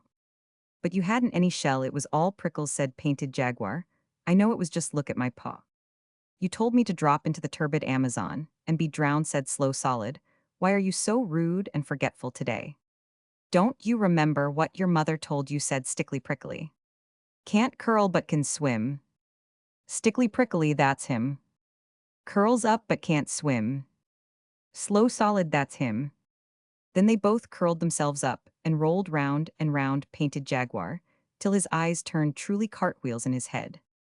Then he went to fetch his mother. Mother, he said, there are 2 new animals in the woods today, and the one that you said couldn't swim swims, and the one that you said couldn't curl up curls, and they've gone shares in their prickles, I think, because both of them are scaly all over instead of one being smooth, and the other very prickly, and besides that they are rolling round and round in circles, and I don't feel comfy. Son, son, said Mother Jaguar ever so many times, graciously waving her tail, a hedgehog is a hedgehog, and can't be anything but a hedgehog, and a tortoise is a tortoise, and can never be anything else. But it isn't a hedgehog, and it isn't a tortoise, it's a little bit of both, and I don't know its proper name. Nonsense, said Mother Jaguar, everything has its proper name, I should call it armadillo, till I found out the real one, and I should leave it alone. So Painted Jaguar did as he was told, especially about leaving them alone. But the curious thing is that, from that day to this, oh, best beloved, no one on the banks of the turbid Amazon has ever called Stickly Prickly and Slow Solid anything except armadillo. There are hedgehogs and tortoises in other places, of course, there are some in my garden, but the real old and clever kind with their scales lying lippity-lippity, one over the other like pinecone scales, that lived on the banks of the turbid Amazon, in the high and far-off days, are always called armadillos because they were so clever. So that all right, best beloved, do you see? I've never sailed the Amazon. I've never reached Brazil. But the Don and Magdalena, they can go there when they will. Yes, weekly from Southampton. Great steamers white and gold. Go rolling down to Rio. Roll down to Rio. And I'd like to roll to Rio. Some day before I am old. I've never seen a jaguar. Nor yet an armadillo. Oh, dillowing in his armor. And I suppose I never will. Unless I go to Rio. These wonders to behold. Roll down to Rio. Roll really down to Rio. Oh, I'd love to roll to Rio. Some day before I am old. How the first letter was written. Once upon a most early time was a Neolithic man. He was not a Jute or an Angle, or even a Dravidian, which he might well have been, best beloved. But never mind why, he was a primitive, and he lived cavily in a cave, and he wore very few clothes, and he couldn't read, and he couldn't write, and he didn't want to, and accept. When he was hungry, he was quite happy. His name was Tegumai Bopsulai, and that means man who doesn't put his foot forward in a hurry. But we owe best beloved will call him Tegumai for short, and his wife's name was Teshumai Tuandrau. And that means Lady Wosk Savraminic questions, but we owe best beloved will call her Teshumai for short, and his little girl daughter's name was Tafamai Metalumai, and that means small person without Niminers spanked. But I'm going to call her Taffy, and she was Tegumai Bopsule best beloved, and her own mummy's best beloved, and she was not spanked half as much as was good for her, and they were all three very happy. As soon as Taffy could run about, she went everywhere with her daddy Tegumai. And sometimes they would not come home to the cave, till they were hungry, and then Teshumai Tuandrau would say, "Where in the world have you two been to get so shocking dirty? Really, my Tegumai? You're no better than my Taffy." Now attend and listen. One day Tegumai Bopsulai went down through the beaver swamp to the Wagai River to spear carpfish for dinner, and Taffy went too. Tegumai's spear was made of wood with shark's teeth at the end, and before he had caught any fish at all, he accidentally broke it clean across by jabbing it down too hard on the bottom of the river. They were miles and miles from home, of course. They had their lunch with them in a little bag, and Tegumai had forgotten to bring any extra spears. "Here's a pretty kettle of fish," said Tegumai. "It will take me half the day to mend this." "There's your big black spear at home," said Taffy. "Let me run back to the cave and ask Mummy to give it me." "It's too far for your little fat legs," said Tegumai. "Besides, you might fall into the beaver swamp and be drowned. We must make the best of a bad job." He sat down and took out a little leather mendibag full of reindeer sinews and strips of leather and lumps of beeswax and resin, and began to mend the spear. Taffy sat down too with her toes in the water and her chin in her hand, and thought very hard. Then she said, "I say, Daddy, it's an awful nuisance that you and I don't know how to write, isn't it? If we did, we could send a message for the new spear." Taffy said, "Tegumai, how often have I told you not to use slang? Awful isn't a pretty word, but it could be a convenience now you mention it, if we could write home." Just then a strangerman came along the river, but he belonged to a far tribe, the Tuaras, and he did not understand one word of Tegumai's language. He stood on the bank and smiled at Taffy, because he had a little girl daughter of his own at home. Tegumai drew a hank of deer sinews from his mendibag, and began to mend his spear. "Come here," said Taffy. "Do you know where my mummy lives?" And the strangerman said, being, as you know, a Tuara." "Silly," said Taffy, and she stamped her foot because she saw a shoal of very big carp going up the river just when her daddy couldn't use his spear. "Don't bother, grown-up," said Tegumai, so busy with his spear mending that he did not turn round. "I aren't," said Taffy. "I only want him to do what I want him to do, and he won't understand." "Then don't bother me," said Tegumai, and he went on pulling and straining at the deer sinews with his mouth full of loose ends. The stranger mana genuine Tuara. He was sat down on the grass, and Taffy showed him what her daddy was doing. The strangerman thought, "This is a very wonderful child. She stamps her foot at me, and she makes faces. She must be the daughter of that noble chief, who is so great that he won't take any notice of me." So he smiled more politely than ever. "Now," said Taffy, "I want you to go to my mummy, because your legs are longer than mine, and you won't fall into the beaver swamp, and ask for Daddy's other spur, the one with the black handle that hangs over our fireplace." The strangerman, and he was a Tuara, thought, "This is a very, very wonderful child. She waves her arms, and she shouts at me, but I don't understand a word of what she says. But if I don't do what she wants, I greatly fear that that haughty chief man turns his back on collars will be angry." He got up and twisted a big flat piece of bark off a birch tree, and gave it to Taffy. He did this best beloved to show that his heart was as white as the birch bark, and that he meant no harm, but Taffy didn't quite understand. "Oh," said she, "now, I see you want my mummy's living address. Of course I can't write, but I can draw pictures. If I've anything sharp to scratch with, please lend me the shark's tooth off your necklace." The strangerman, and he was a Tuara, didn't say anything, so Taffy put up her little hand and pulled at the beautiful bead and seed and shark-tooth necklace round his neck. The strangerman, and he was a Tuara, thought, "This is a very, very, very wonderful child. The shark's tooth on my necklace is a magic shark's tooth, and I was always told that if anybody touched it without my leave, they would immediately swell up or burst. But this child doesn't swell up or burst, and that important chief man woten strictly his business, who has not yet taken any notice of me at all, doesn't seem to be afraid that she will swell up or burst. I had better be more polite." So he gave Taffy the shark's tooth, and she lay down flat on her tummy with her legs in the air like some people on the drawing room floor when they want to draw pictures. And she said, "Now I'll draw you some beautiful pictures. You can look over my shoulder, but you mustn't joggle first. I'll draw Daddy fishing. It isn't very like him, but Mummy will know because I've drawn his spear all broken, well now ill draw the other spear that he wants the black-handled spear, it looks as if it was sticking in daddy's back. But that's because the shark's tooth slipped. And this piece of bark isn't big enough, that's the spear I want you to fetch, so ill draw a picture of me myself, splaining to you, my hair doesn't stand up like I've drawn. But it's easier to draw that way now ill draw you, I think you're a very nice really. But I can't make you pretty in the picture, so you mustn't be fended, are you fended? The strangerman and he was a Tuara smiled, he thought, there must be a big battle going to be fought somewhere. And this extraordinary child who takes my magic shark's tooth, but who does not swell up or burst, is telling me to call all the great chief's tribe to help him, he is a great chief, or he would have noticed me. Look, said Taffy, drawing very hard, and rather scratchily, now I've drawn you and I've put the spear that Daddy wants into your hand, just to remind you that you're a to bring it now ill, show you how to find my mummy's living address, you go along, till you come to two trees, those are trees, and then you go over a hill, that's a hill, and then you come into a beaver swamp, all full of beavers. I haven't put in all the beavers because I can't draw beavers, but I've drawn their heads, and that's all you'll see of them when you cross the swamp, mind. You don't fall in then, our cave is just beyond. The beaver swamp, it isn't as high as the hills, really.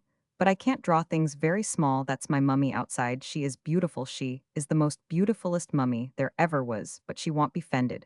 When she sees I've drawn her so plain she'll be pleased of me. Because I can draw now in case you forget I've drawn the spear that Daddy wants outside our cave, it's inside really. But you show the picture to my mummy, and shall give it you, I've made her holding up her hands, because I know she'll be so pleased to see you, isn't it a beautiful picture? And do you quite understand, or shall I explain again? The strangerman and he was a Tuara looked at the picture, and nodded very hard, he said to himself, if I do not fetch this great chief's tribe to help him, he will be slain by his enemies who are coming up on all sides with spears now. I see why the great chief pretended not to notice me. He feared that his enemies were hiding in the bushes and would see him, therefore he turned to me his back, and let the wise and wonderful child draw the terrible picture. Showing me his difficulties, I will away and get help for him from his tribe. He did not even ask Taffy the road, but raced off into the bushes like the wind with the birch bark in his hand, and Taffy sat down most pleased. Now this is the picture that Taffy had drawn for him. What have you been doing, Taffy? Said Tegumai. He had mended his spear, and was carefully waving it to and fro. It's a little berangement of my own, daddy dear, said Taffy. If you want ask me questions, y'all know all about it in a little time. And y'all be surprised, you don't know how surprised y'all be, daddy promise y'all be surprised. Very well, said Tegumai, and went on fishing. The stranger man, did you know, he was a Tura, hurried away with the picture, and ran for some miles till quite by accident he found Teshumai Tuandrau at the door of her cave, talking to some other Neolithic ladies who had come in to a primitive lunch. Taffy was very like Teshumai, especially about the upper part of the face and the eyes, so the stranger man always a pure Tuarasmald politely, and handed Teshumai the birch bark. He had run hard so that he panted, and his legs were scratched with brambles, but he still tried to be polite. As soon as Teshumai saw the picture, she screamed like anything and flew at the strangerman. The other Neolithic ladies at once knocked him down and sat on him in a long line of 6 while Teshumai pulled his hair. It's as plain as the nose on this strangerman's face. She said he has stuck my Tegumai all full of spears and frightened poor Taffy, so that her hair stands all on end, and not content with that he brings me a horrid picture of how it was done. Look. She showed the picture to all the Neolithic ladies sitting patiently on the strangerman. Here is my Tegumai with his arm broken, here is a spear sticking into his back, here is a man with a spear ready to throw, here is another man throwing a spear from a cave, and here are a whole pack of people. They were Taffy's beavers really, but they did look rather like people coming up behind Tegumai. Isn't it shocking?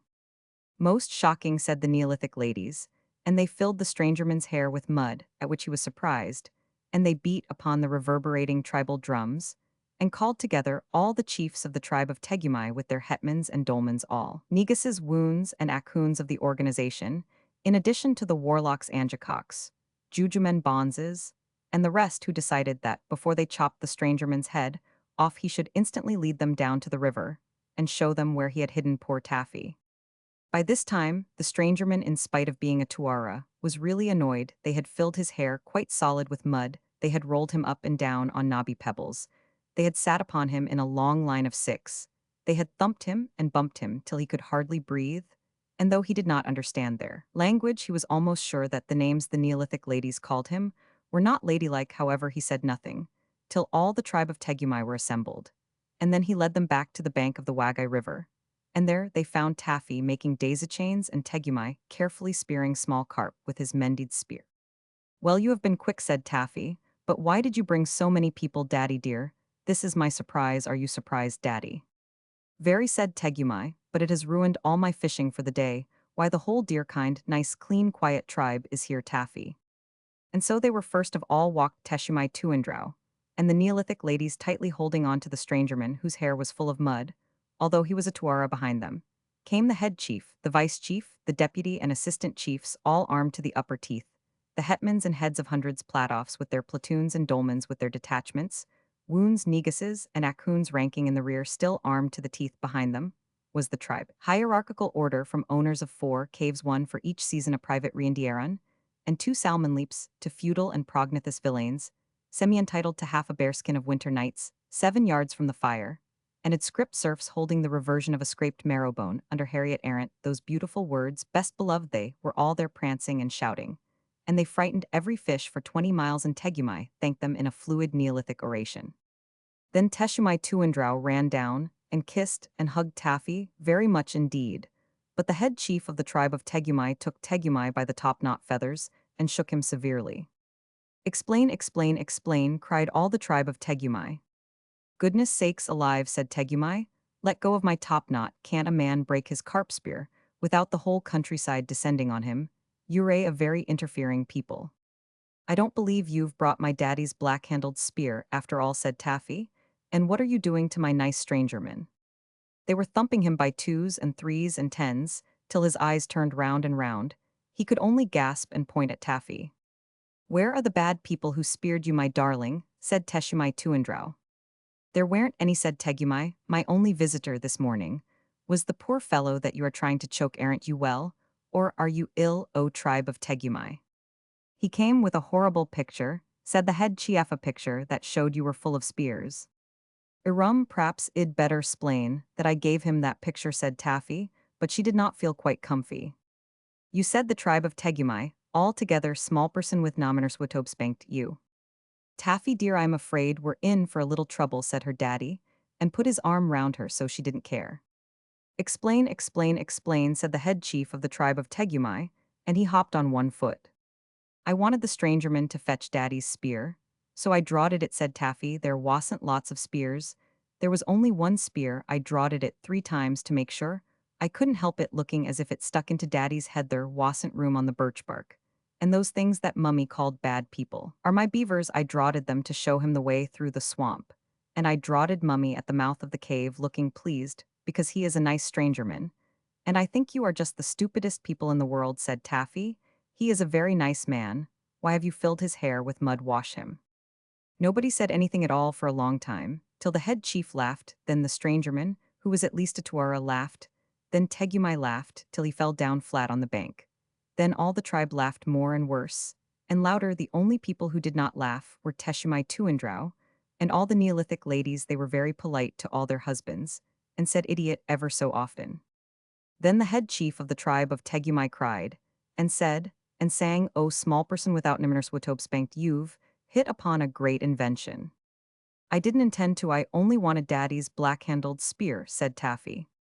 Never mind, it is a great invention, and some day men will call it writing. At present it is only pictures, and as we have seen today, pictures are not always properly understood. But a time will come, O babe of Tegumai, when we shall make letter Sol 26 of a man, when we shall be able to read as well as to write, and then we shall always say exactly what we mean without any mistakes. Let the Neolithic ladies wash the mud out of the stranger's hair. I shall be glad of that, said Taffy, because after all, though you've brought every single other spear in the tribe of Tegumai, you've forgotten my daddy's black-handled spear. Then the head chief cried and said and sang, Taffy, dear, the next time you write a picture editor, you'd better send a man who can talk our language with it, to explain what it means. I don't mind it myself, because I am a head chief, but it's very bad for the rest of the tribe of Tegumai, and as you can see, it surprises the stranger. Then they adopted the strangerman, a genuine Tuara of Tur, into the tribe of Tegumai, because he was a gentleman, and did not make a fuss about the mud that the Neolithic ladies had put into his hair. But from that day to this, and I suppose It is all Taffy's fault. Very few little girls have ever liked learning to read or write. Most of them prefer to draw pictures and play about with their daddies just like Taffy. There runs a road by Marrow Down. A grassy track today it is. An hour out of Guildford town. Above the river way it is. Here when they heard the horse bells ring. The ancient Britons dressed and rode. To watch the dark Phoenicians bring their goods along the western road. And here or hereabouts they met. To hold their racial talks and such. To barter beads for Whitby jet. And tin for gay shell torques and such. But long and long before that time, when bison used to roam on it, did Taffy and her daddy climb that down and had their home on it. Then beavers built in Broadstone Brook, and made a swamp where Bramley stands. And bears from Sheer would come and look for Taffamy where Shamley stands. The way that Taffy called Wagai was more than 6 times bigger then. And all the tribe of Tegumai, they cut a noble figure then. How the alphabet was made. The week after Taffamy met Talumai, we will still call her Taffy. Best beloved made that little mistake about her daddy's spear, and the strangerman and the picture editor. And all she went carp fishing again with her daddy. Her mummy wanted her to stay at home and help hang up hides to dry on the big dring poles outside their Neolithic cave. But Taffy slipped away down to her daddy quite early, and they fished. Presently she began to giggle, and her daddy said, "Don't be silly, child." "But wasn't it inciting?" said Taffy. "Don't you remember how the head chief puffed out his cheeks, and how funny the nice strangerman looked with the mud in his hair?" "Well do I," said Tegumai. "I had to pay 2 deerskin soft ones with Frangesto, the strangerman, for the things we did to him." "We didn't do anything," said Taffy. "It was Mummy, and the other Neolithic laid a sand the mud." "We want talk about that," said her daddy. "Let's have lunch." Taffy took a marrowbone and sat mousequiet for 10 whole minutes while her daddy scratched on pieces of birch bark with a shark's tooth. Then she said, "Daddy, I've thinked of a secret surprise. You make a noisy sort of noise." "Ah," said Tegumai, "will that do to begin with?" "Yes," said Taffy, "you look just like a carpfish with its mouth open. Say it again, please."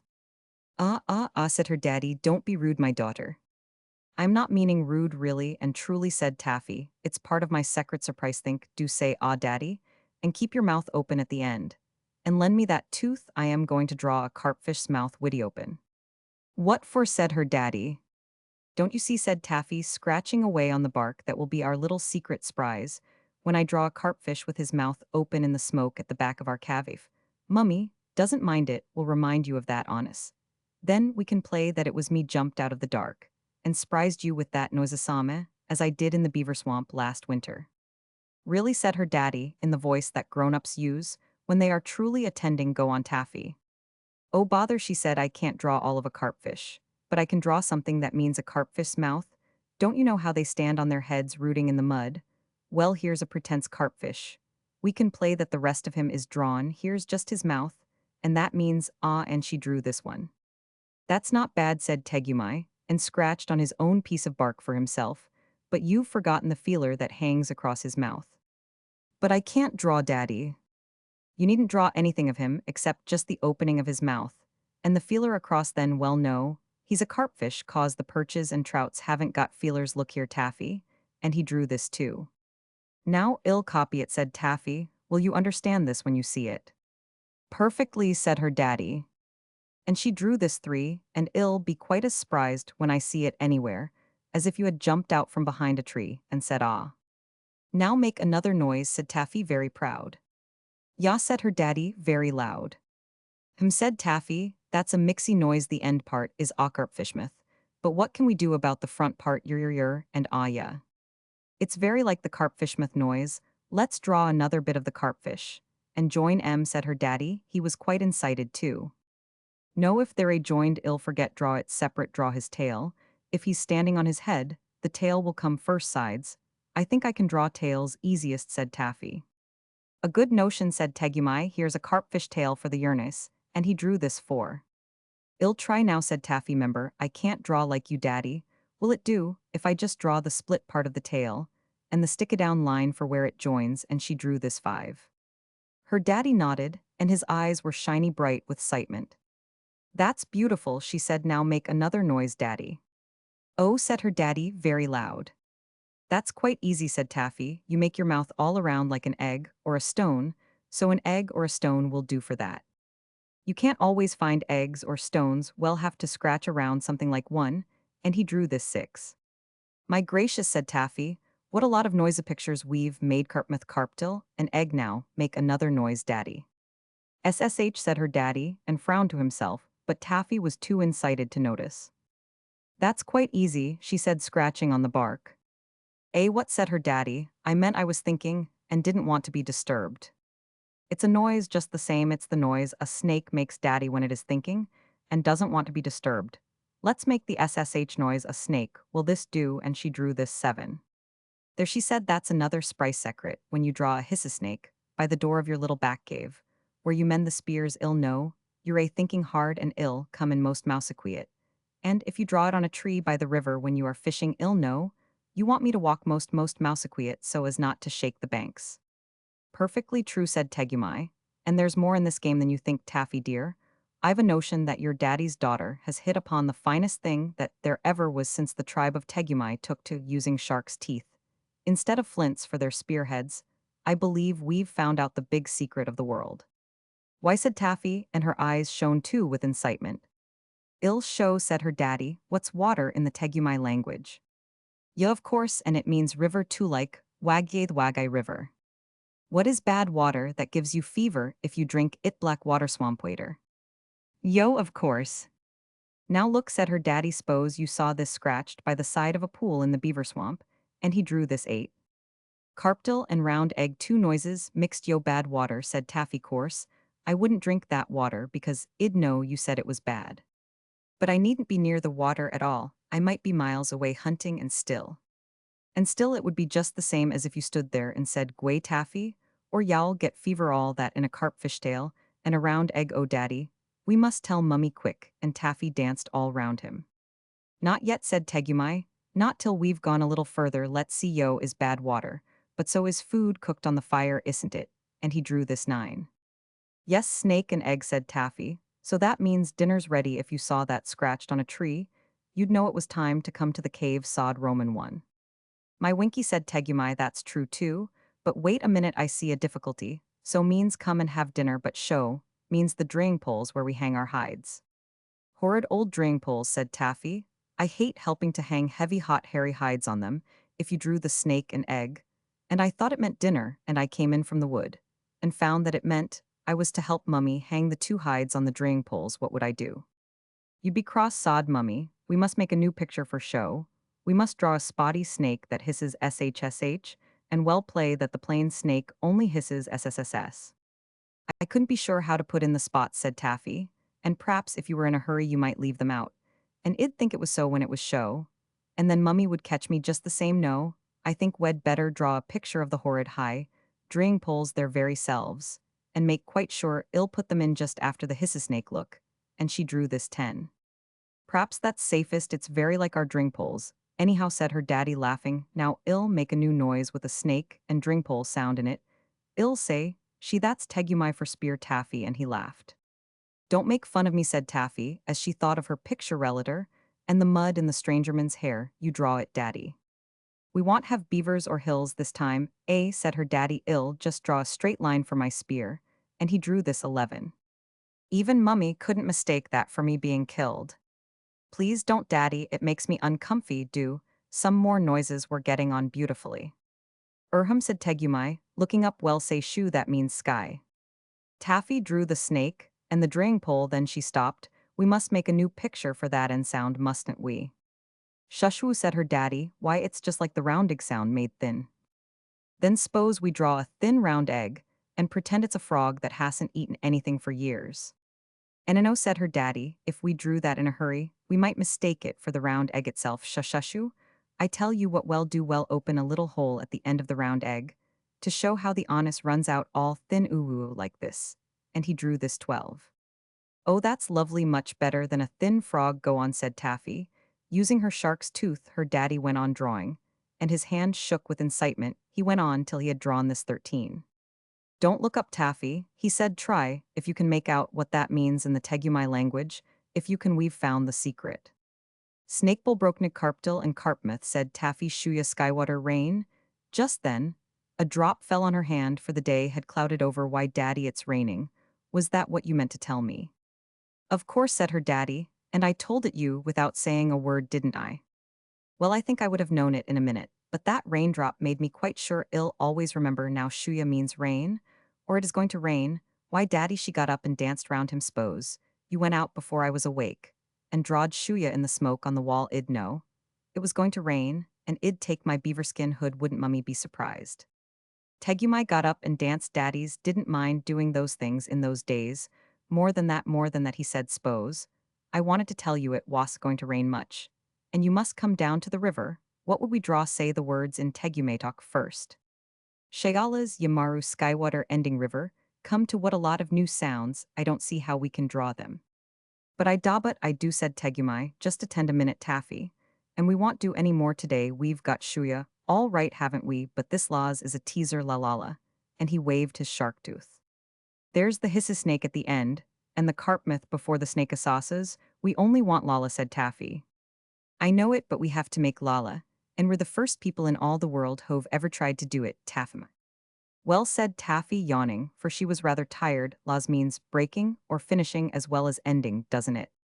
So it does said Tegumai Tolas, means that there's no water in the tank for mummy to cook with just when I'm going hunting too. And Sheila's means that your spear is broken, if Id only thought of that instead of drawing silly beaver pictures for the stranger. La la la said Tegumai, waving his stick and frowning oh bother. I could have drawn she quite easily Taffy, went on then Id have drawn your spear all brokentha's way, and she drew 14. The very thing said Tegumai, that's law all over it, isn't like any of the other marks either, and he drew this 15. Now for ya oh we've done that before now for Maru mumamum, mum shuts one's mouth up doesn't it well draw a shut mouth like this, and he drew 16. Then the carp myth open that makes mamama, but what about this r thing Taffy? It sounds all rough and edgy like your shark tooth saw, when you're a cutting out a plank for the canoe said Taffy. You mean all sharp at the edges like this said Tegumai, and he drew 17. Exactly said Taffy, but we don't want all those teeth only put two. I'll only put in one said Tegumai, if this game of ours is going to be, what I think it will the easier we make our sound pictures the better for everybody. And he drew 18. Now we've got it said Tegumai, standing on one leg I'll draw em all in a string like fish. Hadn't we better put a little bit of stick, or something between each word, so's they won't rub up against each other, and jostle same as if they were carps. Oh, I'll leave a space for that said her daddy, and very incitedly, he drew them all without stopping on a big new bit of birch bark 19. Shayala's Yamaru said Taffy reading it out sound by sound. That's enough for today said Tegumai, besides you're getting tired Taffy, never mind dear well finish it all tomorrow, and then well be remembered for years and years, after the biggest trees, you can see are all chopped up for firewood. So they went home, and all that evening Tegumai sat on one side of the fire and Taffy on the other drawing yas, and yos, and shoes, and she's in the smoke on the wall, and giggling together, till her mummy said really Tegumai you're worse than my Taffy. Please don't mind said Taffy, it's only our secret surprise mummy dear, and we'll tell you all about it the very minute it's done, but please don't ask me what it is now, or else I'll have to tell. So her mummy most carefully didn't, and bright, and early next morning Tegumai went down to the river to think about new sound pictures, and when Taffy got up, she saw Yala's water is ending, or running out chalked on the side of the big stone water tank outside the cave. Said Taffy, these picturesques are rather a bother daddy's just as good as come here himself, and told me to get more water for mummy to cook, with she went to the spring at the back of the house, and filled the tank from a bark bucket, and then she ran down to the river, and pulled her daddy's left earth one that belonged to her to pull when she was good. Now come along and well draw all the leftover sound pictures said her daddy, and they had a most inciting day of it, and a beautiful lunch in the middle and 2 games of romps. When they came to tea Taffy said that as her name and her daddy's and her mummy's all began with that sound, they should draw a sort of family group of themselves holding hands that was all very well to draw once or twice. But when it came to drawing it 6 or 7 times Taffy and Tegumai drew it scratchier and scratchier, till at last that sound was only a thin long Tegumai with his arms out to hold Taffy and Teshumai. You can see from these three pictures, partly, how it happened 2021-22. Many of the other pictures were much too beautiful to begin with, especially before lunch. But as they were drawn over and over again on birch bark, they became plainer and easier till at last even Tegumai said he could find no fault with them. They turned the hissisnake the other way round for the sound to show it was hissing backwards in a soft and gentle way 23, and they just made a twiddle for E, because it came into the pictures so often 24, and they drew pictures of the sacred beaver of the Tegumais, for the B sound 25, 26, 27, 28, and because it was a nasty nosy noise, they just drew noses for the N sound, till they were tired 29, and they drew a picture of the big lake pike's mouth for the greedy gasson 30, and they drew the pike's mouth again, with a spear behind it for the scratchy hurty casson 31, and they drew pictures of a little bit of the winding Wagai River, for the nice windy wassound 32, 33, and so on and so forth, and so following, till they had done and drawn all the sound pictures that they wanted, and there was the alphabet all complete. And after thousands and thousands and thousands of years, and after hieroglyphics and demotics and nilotics and cryptics and cufics and runics and dorics and ionics, and all sorts of other ricks and tricks, because the wounds and the neguses and the akuns and the repositories of tradition would never leave a good thing alone, when they saw it the fine old easy understandable alphabet A, B, C, D, E, and the rest of him got back into its proper shape again, for all best beloveds to learn when they are old enough. But I remember Tegumai Bopsulai and Tafamai Metalumai, and Teshumai Tuandrau her dear mummy, and all the days gone by. And it was saw just so a little time agoon the banks of the big wag. Of all the tribe of Tegumai, who cut that figure none remain. On marrow down the cuckoo's cry. The silence and the sun remain. But as the faithful years return, and hearts unwounded sing again, comes Taffy dancing through the fern, to lead the Surrey spring again. Her brows are bound with bracken fronds, and golden elflocks fly above. Her eyes are bright as diamonds, and bluer than the skies above. In moccasins and deerskin cloak, unfearing free and fair she flits, and lights her little damp wood smoke, to show her daddy where she flits. For Pharaoh very far behind, so far she cannot call to him, comes Tegumai alone to find the daughter that was all to him, the crab that played with the sea. Before the high and far off times, oh my best beloved, came the time of the very beginnings, and that was in the days when the eldest magician was getting things ready first. He got the earth ready, then he got the sea ready, and then he told all the animals that they could come out and play, and the animals said, "Oh, eldest magician, what shall we play at?" And he said, "I will show you." He took the elephant, old elephantharos, and said, "Play at being an elephant," and all the elephanther was played. He took the beaver, old beaverther was, and said, "Play at being a beaver." And all the beaverther was played. He took the cow, all the cowther and said, "Play at being a cow." And all the cowther was played. He took the turtle, old turtle there was, and said, "Play at being a turtle." And all turtlether was played one by one. He took all the beasts and birds and fishes, and told them what to play at. But towards evening, when people and things grow restless and tired, there came up the man with his own little girl daughter, yes, with his own best beloved little girl daughter sitting upon his shoulder. And he said, "What is this play, eldest magician?" And the eldest magician said, "Ho, son of Adam, this is the play of the very beginning, but you are too wise for this play." And the man saluted and said, "Yes, I am too wise for this play, but see that you make all the animals obedient to me." Now while the two were talking together, Pau Amma, the crab who was next in the game, scuttled off sideways and stepped into the sea, saying to himself, "I will play my play alone in the deep waters, and I will never be obedient to this son of Adam." Nobody saw him go away except the little girl daughter, where she leaned on the man's shoulder, and the play went on till there were no more animals left without orders.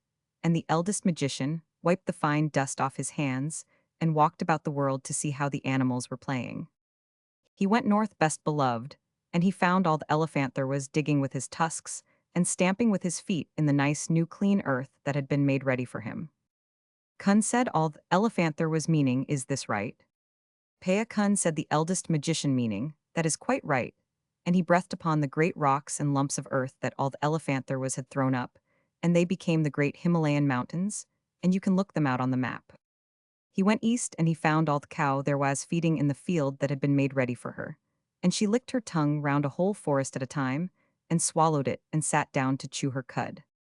Kun said all the cow there was. Pea Kun said the eldest magician, and he breathed upon the bare patch where she had eaten, and upon the place where she had sat down, and one became the great Indian desert, and the other became the desert of Sahara, and you can look them out on the map. He went west, and he found old Beaver there was making a beaver dam across the mouths of broad rivers that had been got ready for him. Kun said old Beaver there was. Pea Kun said the eldest magician, and he breathed upon the fallen trees and the still water, and they became the Everglades in Florida, and you may look them out on the map. Then he went south and found all the turtle there was scratching with his flippers in the sand that had been got ready for him, and the sand, and the rocks whirled through the air and fell far off into the sea.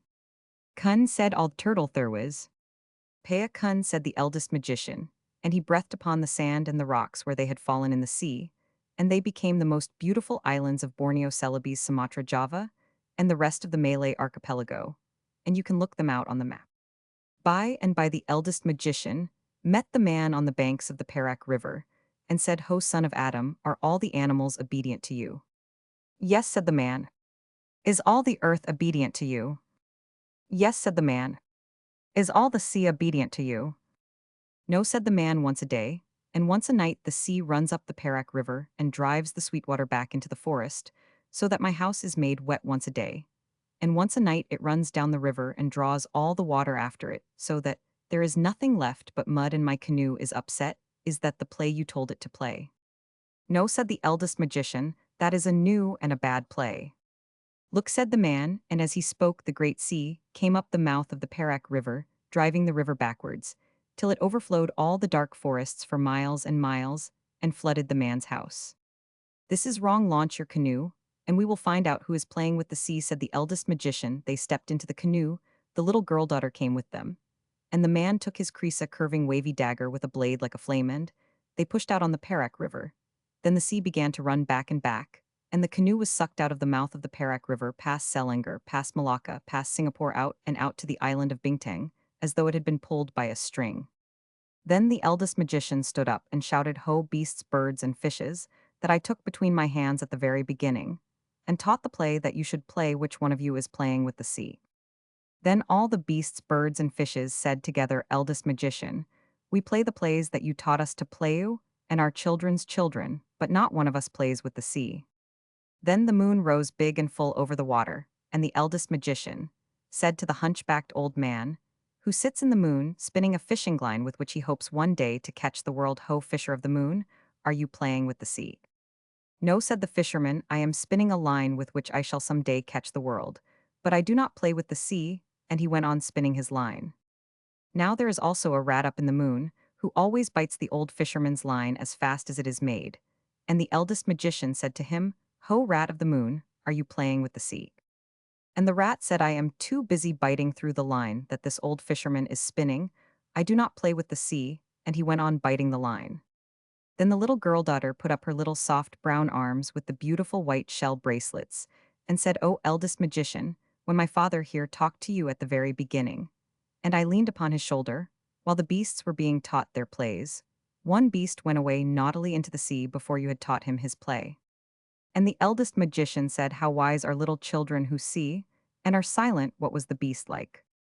And the little girl daughter said, He was round, and he was flat, and his eyes grew upon stalks, and he walked sideways like this, and he was covered with strong armor upon his back.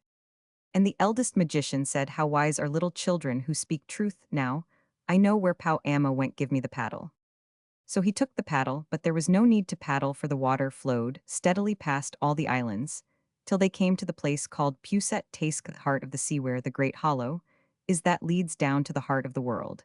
And in that hollow grows the wonderful tree Jangi that bears the magic twin nuts. Then the eldest magician slid his arm up to the shoulder through the deep warm water, and under the roots of the wonderful tree, he touched the broad back of Pau Amma the crab, and Pau Amma settled down at the touch, and all the sea rose up as water rises in a basin when you put your hand into it. Ah, said the eldest magician, now, I know who has been playing with the sea, and he called out, What are you doing, Pau Amma? And Pau Amma deep down below answered, Once a day, And once a night I go out to look for my food once a day, and once a night I return leave me alone.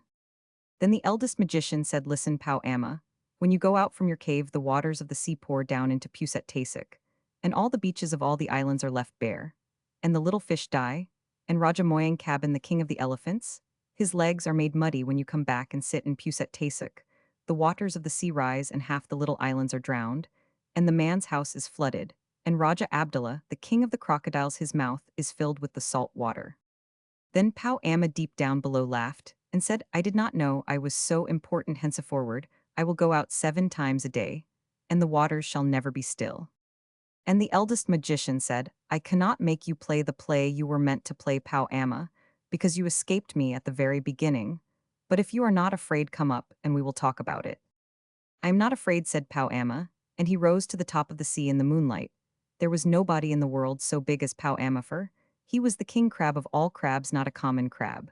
But a king crab, one side of his great shell touched the beach at Sarawak, the other touched the beach at Pahang, and he was taller than the smoke of 3 volcanoes. As he rose up through the branches of the wonderful tree, he tore off one of the great twin fruits, magic double-kerneled nuts, that make people young, and the little girl daughter saw it bobbing alongside the canoe, and pulled it in, and began to pick out the soft eyes of it with her little golden scissors.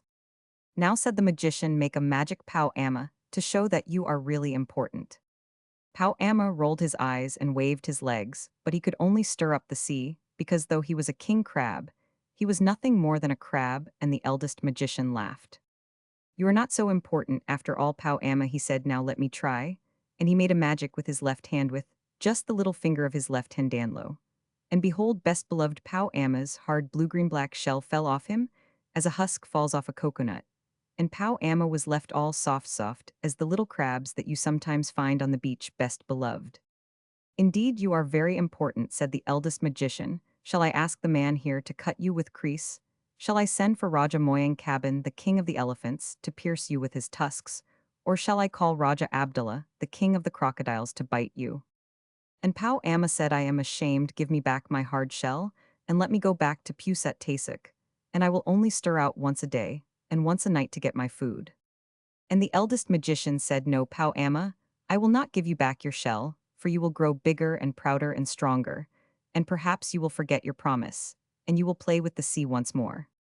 Then Pau Amma said, What shall I do? I am so big that I can only hide in Puset Tasik, and if I go anywhere else all soft as I am now, the sharks and the dogfish will eat me. And if I go to Puset Tasik all soft as I am now, though I may be safe, I can never stir out to get my food. And so I shall die then, he waved his legs and lamented.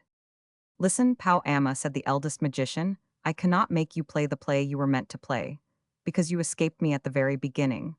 But if you choose, I can make every stone and every hole and every bunch of weed in all the seas a safe Puset Tasik, for you and your children for always. Then Pau Amma said, That is good, but I do not choose yet. Look, there is that man who talked to you at the very beginning. If he had not taken up your attention, I should not have grown tired of waiting and run away. And all this would never have happened. What will he do for me? And the man said, If you choose, I will make a magic, so that both the deep water and the dry ground will be a home for you and your children, so that you shall be able to hide both on the land and in the sea. And Pau Amma said, I do not choose yet. Look, there is that girl who saw me running away at the very beginning. If she had spoken then, the eldest magician would have called me back. And all this would never have happened. What will she do for me? And the little girl daughter said, This is a good nut that I am eating. If you choose, I will make a magic.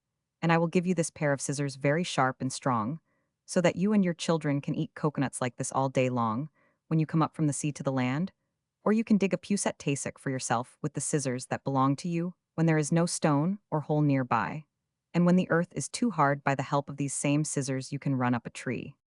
And Pau Amma said, I do not choose yet, for all soft as I am, these gifts would not help me. Give me back my shell, O eldest magician, and then I will play your play.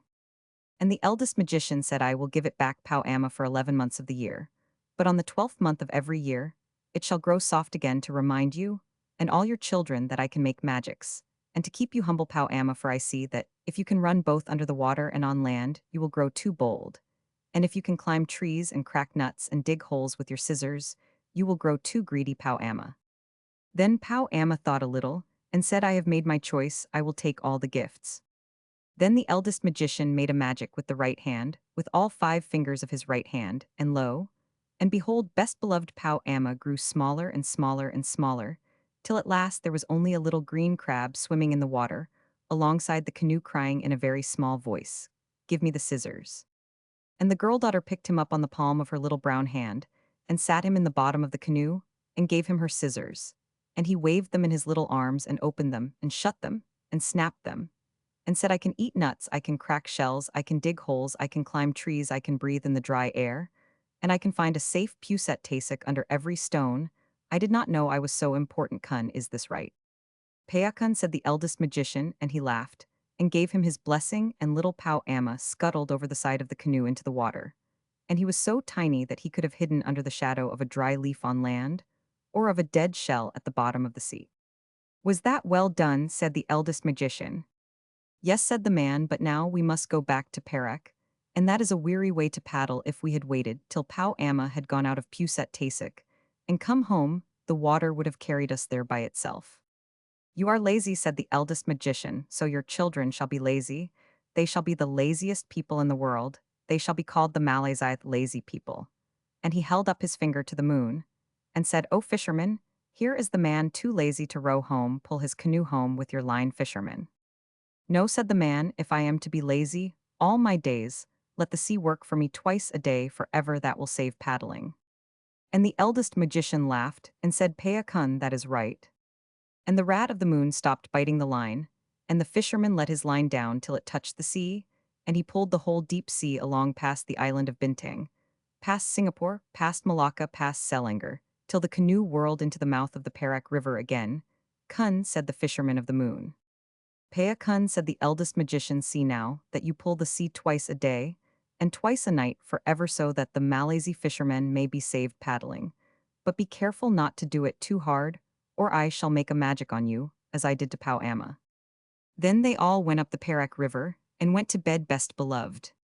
Now listen and attend. From that day to this, the moon has always pulled the sea up and down, and made what we call the tides. Sometimes the fisher of the sea pulls a little too hard, and then we get spring tides, and sometimes he pulls a little too softly, and then we get what are called neap tides, but nearly always he is careful because of the eldest magician. And Pao Amma, you can see when you go to the beach how all Pao Amma's babies make little Pusat Tasiks for themselves, under every stone and bunch of weed on the sands. You can see them waving their little scissors. And in some parts of the world, they truly live on the dry land and run up the palm trees and eat coconuts exactly as the girl daughter promised. But once a year, all Pao Ammas must shake off their hard armor and be softo, remind them of what the eldest magician could do. And so it isn't fair to kill or hunt Pao Amma's babies just because old Pao Amma was stupidly rude a very long time ago. Oh yes, and Pao Amma's babies hate being taken out of their little Pusat Tasiks and brought home in pickle bottles. That is why they nip you with their scissors, and it serves you right. Chinagoing PS and O's. Pass Pao Amma's playground close, and his Pusat Tasik lies near the track of most B Roman ones. UYK and N Roman 500 Roman 50 no Pao Amma's home as well. As the fisher of the sea knows. Ben's Roman 1000 Roman, 1000s and Rubatinos. But and this is rather queer. At Roman 50s cannot come here. O and Roman 500 OA. Must go round another way. Orient anchor Bibi Hall. Never go that way at all. U Roman 100s would have a fit. If it found itself on it. And if beavers took their cargoes to Penang instead of Lagos. Or a fat Shah Savilbour. Passengers to Singapore. Or a White Star were to try a little trip to Saudi Arabia. Or a BSA went on. Past Natal to Cherubin. Then great Mr. Lloyd's would come. With a wire and drag them home. Y'all know what my riddle means. When you've eaten mangosteens. Or if you can't wait till then, ask them to let you have the outside page of the Times turn over to page 2, where it is marked shipping on the top left hand, then take the atlas, and that is the finest picture book in the world, and see how the names of the places that the steamers go to fit into the names of the places on the map, Any steamer kitty ought to be able to do that. But if you can't read, ask someone to show it you. The cat that walked by himself. Hear and attend and listen for this befell, and be happened and became, and was oh my best beloved, when the tame animals were wild. The dog was wild, and the horse was wild, and the cow was wild, and the sheep was wild, and the pig was wild as wild could be. They walked in the wet wild woods by their wild lones. But the wildest of all the wild animals was the cat. He walked by himself, and all places were alike to him. Of course, the man was wild too. He was dreadfully wild. He didn't even begin to be tamed till he met the woman, and she told him that she did not like living in his wild ways. She picked out a nice dry cave instead of a heap of wet leaves to lie down in, and she strewed clean sand on the floor, and she lit a nice fire of wood at the back of the cave, and she hung a dried wild horse skin tail down across the opening of the cave, and she said, "Wipe you feet, dear, when you come in, and now well keep house." That night, best beloved, they ate wild sheep roasted on the hot stones, and flavored with wild garlic and wild pepper, and wild duck stuffed with wild rice and wild fenugreek, and wild coriander, and marrow bones of wild oxen and wild cherries and wild grenadillas. Then the man went to sleep in front of the fire ever so happy, but the woman sat up combing her hair. She took the bone of the shoulder of mutton, the big fat blade bone, and she looked at the wonderful marks on it, and she threw more wood on the fire, and she made a magic. She made the first singing magic in the world. Out in the wet wild woods, all the wild animals gathered together, where they could see the light of the fire a long way off, and they wondered what it meant. Then Wild Horse stamped with his wild foot, and said, "Oh, my friends, and oh, my enemies, why have the man and the woman made that great light in that great cave, and what harm will it do us?" Wild Dog lifted up his wild nose and smelled the smell of roast mutton, and said, "I will go up and see and look, and say, for I think it is good. Cat, come with me." "Nenny," said the cat, "I am the cat who walks by himself, and all places are alike to me. I will not come." "Then we can never be friends again," said Wild Dog, and he trotted off to the cave. But when he had gone a little way, the cat said to himself, "All places are alike to me. Why should I not go too and see and look and come away at my own liking?" So he slipped after Wild Dog softly, very softly, and hid himself where he could hear everything. When Wild Dog reached the mouth of the cave, he lifted up the dried horseskin with his nose and sniffed the beautiful smell of the roast mutton. And the woman looking at the blade bone heard him and laughed and said, "Here comes the first wild thing out of the wild woods. What do you want?" Wild Dog said, "Oh, my enemy and wife of my enemy, what is this that smells so good in the wild woods?" Then the woman picked up a roasted mutton bone and threw it to Wild Dog and said, "Wild thing out of the wild woods, taste and try." Wild Dog gnawed the bone, and it was more delicious than anything he had ever tasted. And he said, "Oh, my enemy and wife of my enemy, give me another." The woman said, "Wild thing out of the wild woods, help my man to hunt through the day and guard this cave at night, and I will give you as many roast bones as you need." "Ah," said the cat, listening, "this is a very wise woman, but she is not so wise as I am." Wild Dog crawled into the cave and laid his head on the woman's lap, and said, "Oh, my friend and wife of my friend, I will help your man to hunt through the day, and at night I will guard your cave." "Ah," said the cat, listening, "that is a very foolish dog." And he went back through the wet wild woods, waving his wild tail and walking by his wild lone, but he never told anybody. When the man waked up, he said, "What is Wild Dog doing here?" And the woman said, "His name is not Wild Dog anymore, but the first friend, because he will be our friend for always, and always take him with you when you go hunting." Next night the woman cut great green armfuls of fresh grass from the water meadows, and dried it before the fire so that it smelt like new mown hay, and she sat at the mouth of the cave, and plaited a halter out of horsehide, and she looked at the shoulder of mutton bonet, the big broad blade bone, and she made a magic. She made the second singing magic in the world. Out in the wild woods, all the wild animals wondered what had happened to Wild Dog, and at last Wild Horse stamped with his foot, and said, "I will go and see, and say why Wild Dog has not returned. Cat, come with me." "Nenny," said the cat, "I am the cat who walks by himself, and all places are alike to me. I will not come." But all the same he followed Wild Horse softly, very softly, and hid himself where he could hear everything. When the woman heard Wild Horse tripping and stumbling on his long mane, she laughed, and said, "Here comes the second wild thing out of the wild woods. What do you want?" Wild Horse said, "Oh, my enemy and wife of my enemy, where is Wild Dog?" The woman laughed and picked up the blade bone and looked at it, and said, "Wild thing out of the wild woods, you did not come here for Wild Dog, but for the sake of this good grass. And Wild Horse, tripping and stumbling on his long mane, said, "That is true, give it me to eat." The woman said, "Wild thing, out of the wild woods, bend your wild head. And where would I give you? And you shall eat the wonderful grass 3 times a day." Ah, said the cat, listening, "This is a clever woman, but she is not so clever as I am." Wild Horse bent his wild head, and the woman slipped the plaited hide halter over it, and Wild Horse breathed on the woman's feet, and said, "O my mistress and wife of my master, I will be your servant for the sake of the wonderful grass." Ah, said the cat, listening, "That is a very foolish horse." And he went back through the wet wild woods, waving his wild tail and walking by his wild lone, but he never told anybody. When the man and the dog came back from hunting, the man said, "What is Wild Horse doing here?" And the woman said, "His name is not Wild Horse anymore, but the first servant, because he will carry us from place to place for always and always ride on his back when you go hunting." Next day, holding her wild head high that her wild horns should not catch in the wild trees, Wild Cow came up to the cave. And the cat followed and hid himself just the same as before, and everything happened just the same as before. And the cat said the same things as before, and when Wild Cow had promised to give her milk to the woman every day in exchange for the wonderful grass, the cat went back through the wet wild woods waving his wild tail and walking by his wild lone, just the same as before, but he never told anybody.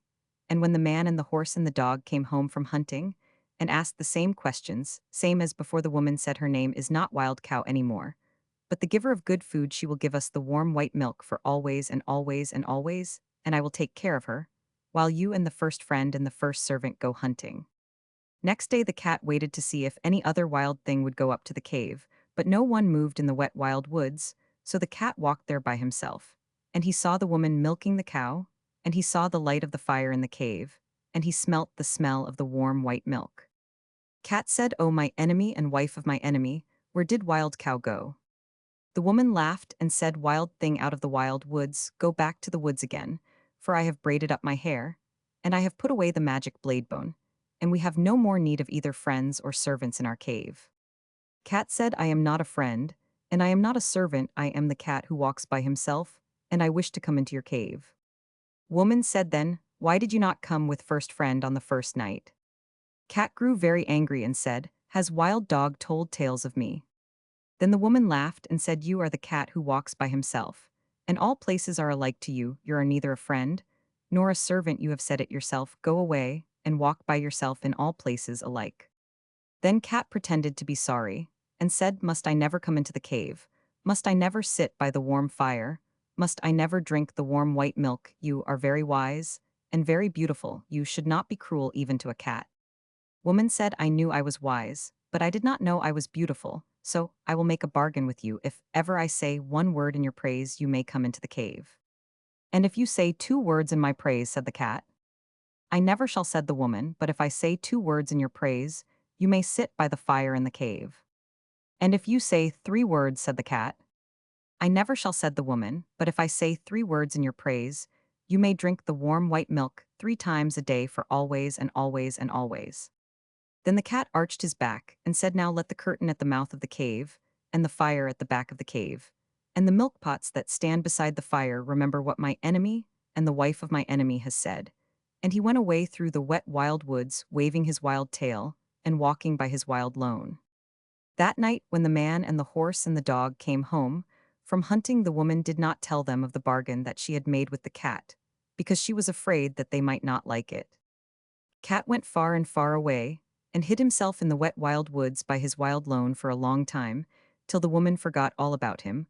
Only the bat, little upside-down bat that hung inside the cave, knew where Cat hid, and every evening Bat would fly to Cat with news of what was happening. One evening Bat said, "There is a baby in the cave. He is new and pink and fat and small, and the woman is very fond of him." "Ah," said the cat, listening, "but what is the baby fond of?" "He is fond of things that are soft and tickle," said the bat. "He is fond of warm things to hold in his arms. When he goes to sleep, he is fond of being played with. He is fond of all those things." "Ah," said the cat, listening, "then my time has come." Next night Cat walked through the wet wild woods, and hid very near the cave till morning time, and man and dog and horse went hunting. The woman was busy cooking that morning, and the baby cried and interrupted. So she carried him outside the cave, and gave him a handful of pebbles to play with, but still the baby cried. Then the cat put out his patty paw and patted the baby on the cheek, and it cooed, and the cat rubbed against its fat knees, and tickled it under its fat chin with his tail, and the baby laughed, and the woman heard him and smiled. Then the bat, little upside-down bat that hung in the mouth of the cave, said, "Oh, my hostess and wife of my host, and mother of my host's son, a wild thing from the wild woods is most beautifully playing with your baby. A blessing on that wild thing, whoever he may be," said the woman, straightening her back, "for I was a busy woman this morning, and he has done me a service." That very minute and second, best beloved, the dried horseskin curtain that was stretched tail down at the mouth of the cave fell down whoosh because it remembered the bargain she had made with the cat, and when the woman went to pick it up, lo, and behold, the cat was sitting quite comfy inside the cave. "O my enemy and wife of my enemy and mother of my enemy," said the cat, "it is I, for you have spoken a word in my praise. And now I can sit within the cave for always and always and always, but still I am the cat who walks by himself, and all places are alike to me." The woman was very angry and shut her lips tight and took up her spinning wheel and began to spin, but the baby cried because the cat had gone away, and the woman could not hush it, for it struggled and kicked and grew black in the face. "O my enemy and wife of my enemy and mother of my enemy," said the cat, "take a strand of the wire that you are spinning and tie it to your spinning wheel and drag it along the floor, and I will show you a magic that shall make your baby laugh as loudly as he is now crying." "I will do so," said the woman, "because I am at my wit's end, but I will not thank you for it."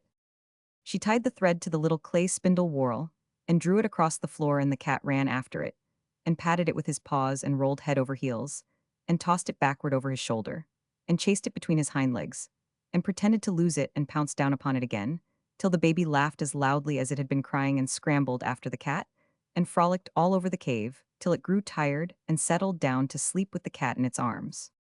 "Now," said the cat, "I will sing the baby a song that shall keep him asleep for an hour."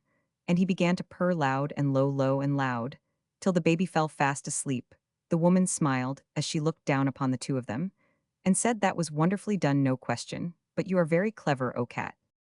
That very minute and second, best beloved, the smoke of the fire at the back of the cave came down in clouds from the roof because it remembered the bargain she had made with the cat, and when it had cleared away, lo, and behold, the cat was sitting quite comfy close to the fire.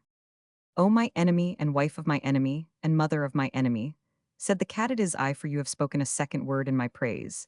And now I can sit by the warm fire at the back of the cave for always and always and always, but still I am the cat who walks by himself, and all places are alike to me." Then the woman was very, very angry and let down her hair and put more wood on the fire and brought out the broad blade bone of the shoulder of mutton and began to make a magic that should prevent her from saying a third word in praise of the cat. It was not a singing magic, best beloved, it was a still magic, and by the cave grew so still that a little wee mouse crept out of a corner and ran across the floor. "O my enemy and wife of my enemy and mother of my enemy," said the cat, "is that little mouse part of your magic?" "Ouchie, no, indeed," said the woman, and she dropped the blade bone and jumped upon the footstool in front of the fire and braided up her hair very quick for fear that the mouse should run up it. "Ah," said the cat, watching, "then the mouse will do me no harm if I eat it." "No," said the woman, braiding up her hair, "eat it quickly, and I will ever be grateful to you." Cat made one jump and caught the little mouse, and the woman said, "100 thanks, even the first friend is not quick enough to catch little mice, as you have done, you must be very wise." That very moment and second, oh, best beloved, the milk pot that stood by the fire cracked in two pieces because it remembered the bargain she had made with the cat. And when the woman jumped down from the footstool, and behold, the cat was lapping up the warm white milk that lay in one of the broken pieces. "O my enemy and wife of my enemy and mother of my enemy," said the cat, "it is I, for you have spoken 3 words in my praise. And now I can drink the warm white milk 3 times a day for always and always and always, but still I am the cat who walks by himself, and all places are alike to me." Then the woman laughed and set the cat a bowl of the warm white milk, and said, "O cat, you are as clever as a man, but remember that your bargain was not made with the man or the dog, and I do not know what they will do when they come home." "What is that to me," said the cat, "if I have my place in the cave by the fire, and my warm white milk 3 times a day? I do not care what the man or the dog can do." That evening, when the man and the dog came into the cave, the woman told them all the story of the bargain while the cat sat by the fire, and smiled. Then the man said, "Yes, but he has not made a bargain with me, or with all proper men after me then. He took off his 2 leather boots, and he took up his little stone axe that makes 3, and he fetched a piece of wood and a hatchet that is 5 altogether. And he set them out in a row, and he said, now we will make our bargain if you do not catch mice. When you are in the cave, for always and always and always I will throw these 5 things at you, whenever I see you, and so shall all proper men do after me. Ah, said the woman listening, this is a very clever cat, but he is not so clever as my man. The cat counted the 5 things, and they looked very knobby, and he said, I will catch mice, when I am in the cave, for always and always and always, but still, I am the cat who walks by himself, and all places are alike to me. Not when I am near, said the man. If you had not said that last, I would have put all these things away for always and always and always. But I am now going to throw my 2 boots, and my little stone axe that makes 3 at you, whenever I meet you, and so shall all proper men do after me. Then the dog said, wait a minute, he has not made a bargain with me, or with all proper dogs after me, and he showed his teeth, and said, if you are not kind to the baby, while I am in the cave, for always and always and always I will hunt you till I catch you, and when I catch you I will bite you, and so shall all proper dogs do after me. Ah, said the woman listening, this is a very clever cat, but he is not so clever as the dog. Cat counted the dog's teeth, and they looked very pointed, and he said, I will be kind to the baby, while I am in the cave, as long as he does not pull my tail too hard for always and always and always. But still, I am the cat that walks by himself, and all places are alike to me. Not when I am near, said the dog. If you had not said that last, I would have shut my mouth for always and always and always. But now I am going to hunt you up a tree, whenever I meet you, and so shall all proper dogs do after me. Then the man threw his 2 boots and his little stone axe that makes 3 at the cat, and the cat ran out of the cave, and the dog chased him up a tree. And from that day to this, best beloved, 3 proper men out of 5 will always throw things at a cat, whenever they meet him, and all proper dogs will chase him up a tree. But the cat keeps his side of the bargain too. He will kill mice, and he will be kind to babies when he is in the house, just as long as they do not pull his tail too hard. But when he has done that, and between times, and when the moon gets up and night comes, he is the cat that walks by himself, and all places are alike to him. Then he goes out to the wet wild woods, or up the wet wild trees, or on the wet wild roofs, waving his wild tail and walking by his wild lone. Pussy can sit by the fire and sing. Pussy can climb a tree, or play with a silly old cork and string. Tommy's herself, not me. But I like Binky my dog because he knows how to behave. So Binky's the same as the first friend was. And I am the man in the cave. Pussy will play man Friday till it's time to wet her paw and make her walk on the windowsill. For the footprint Crusoe saw. Then she fluffles her tail and mews and scratches and won't attend. But Binky will play whatever I choose. And he is my true first friend. Pussy will rub my knees with her head, pretending she loves me hard. But the very minute I go to my bed, Pussy runs out in the yard. And there she stays till the morning light. So I know it is only pretend. But Binky, he snores at my feet all night. And he is my firstest friend. The butterfly that stamped. This, oh my best beloved, is a story anew. And a wonderful story, a story, quite different from the other story, a story, about the most wise sovereign Suleiman bin Daud Solomon, the son of David. There are 355 stories about Suleiman bin Daud, but this is not one of them. It is not the story of the lapwing who found the water, or the hoopoe who shaded Suleiman bin Daud from the heat. It is not the story of the glass pavement, or the ruby with the crooked hole, or the gold bars of Balkis. It is the story of the butterfly that stamped. Now attend all over again and listen. Suleiman bin Daud was wise. He understood what the beasts said, what the birds said, what the fishes said. And what the insects said. He understood what the rocks said deep under the earth when they bowed in towards each other and groaned.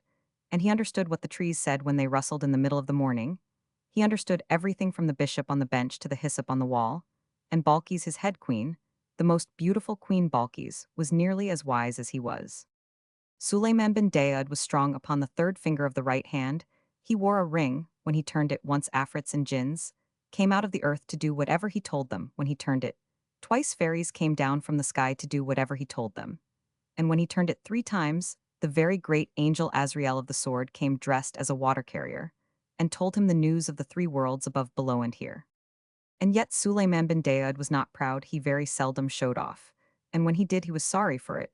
Once he tried to feed all the animals in all the world in one day. But when the food was ready, an animal came out of the deep sea and ate it up in three mouthfuls. Suleiman bin Daud was very surprised and said, "Oh, animal, who are you?" And the animal said, "O king, live forever. I am the smallest of 30,000 brothers, and our home is at the bottom of the sea. We heard that you were going to feed all the animals in all the world, and my brothers sent me to ask when dinner would be ready." Suleiman bin Daud was more surprised than ever and said, "O animal, you have eaten all the dinner that I made ready for all the animals in the world." And the animal said, "O king, live forever. But do you really call that a dinner? Where I come from, we each eat twice as much as that between meals."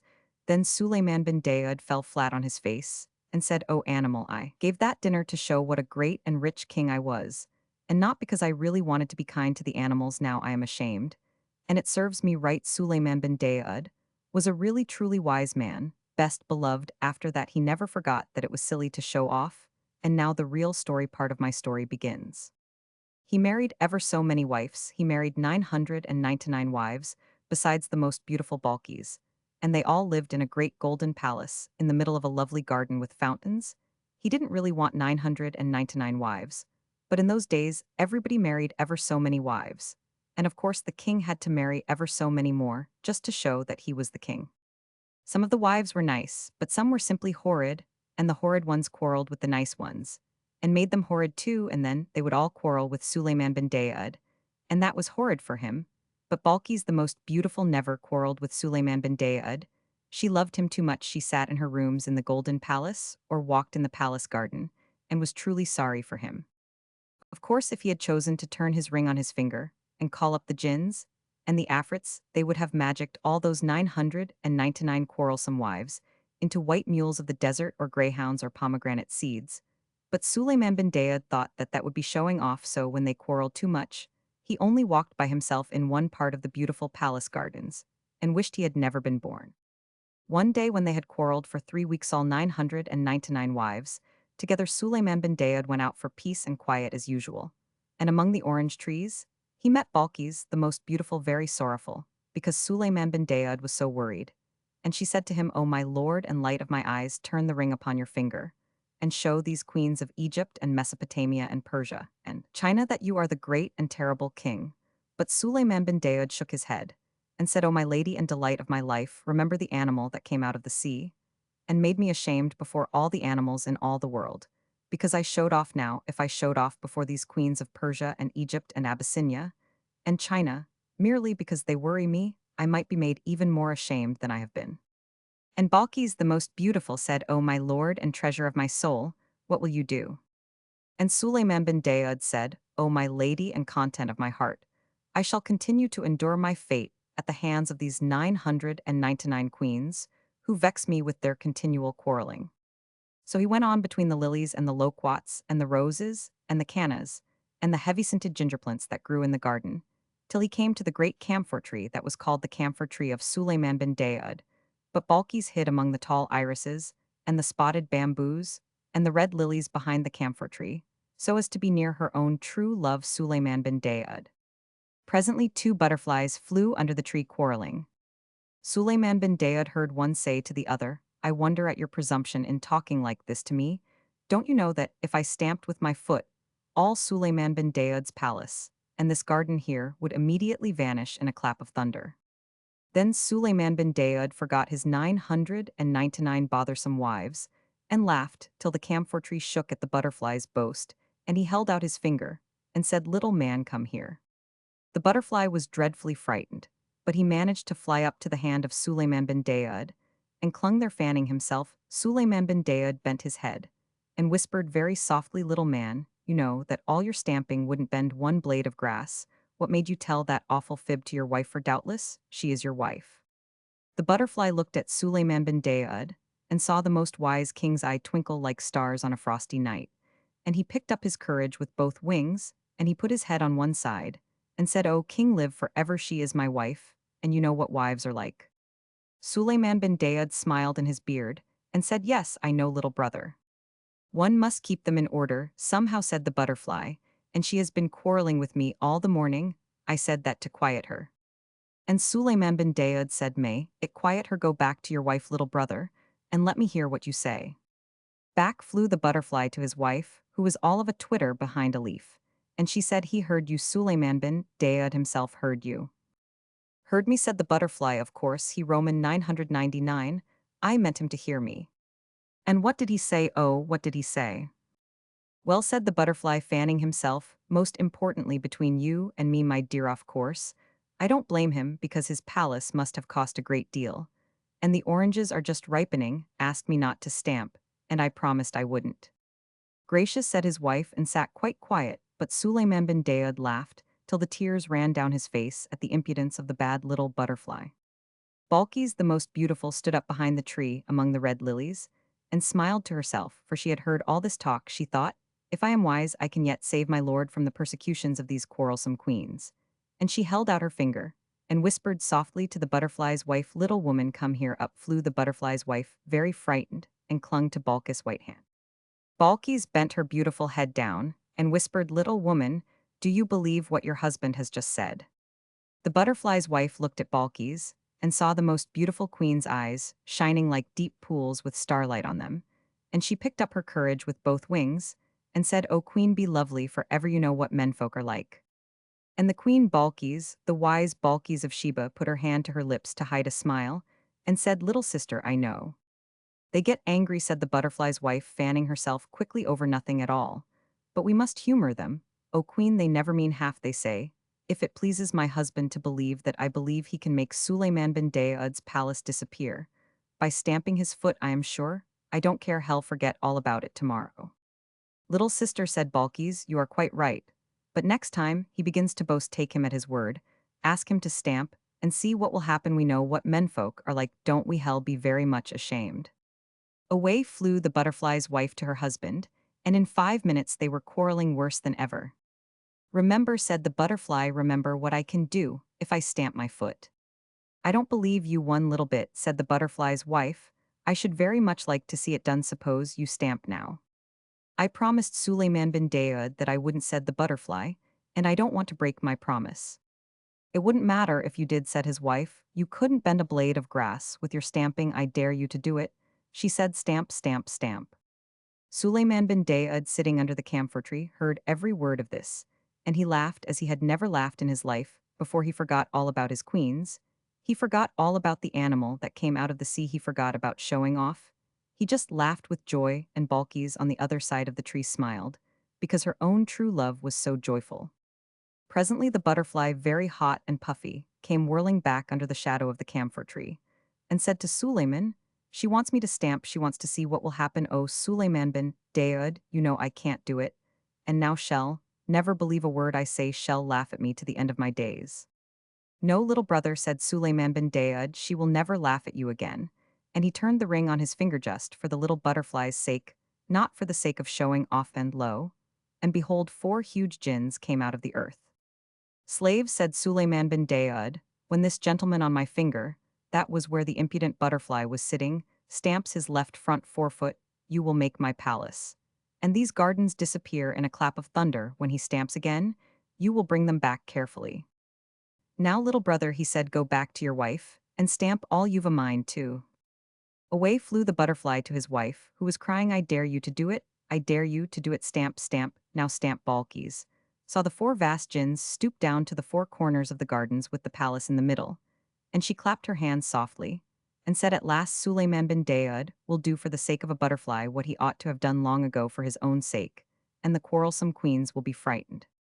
The butterfly stamped, the jinns jerked the palace, and the gardens 1,000 miles into the air, there was a most awful thunderclap, and everything grew in Kiblak. The butterfly's wife fluttered about in the dark, crying, oh, ill be good, I am so sorry I spoke. Only bring the gardens back, my dear darling husband, and ill never contradict again.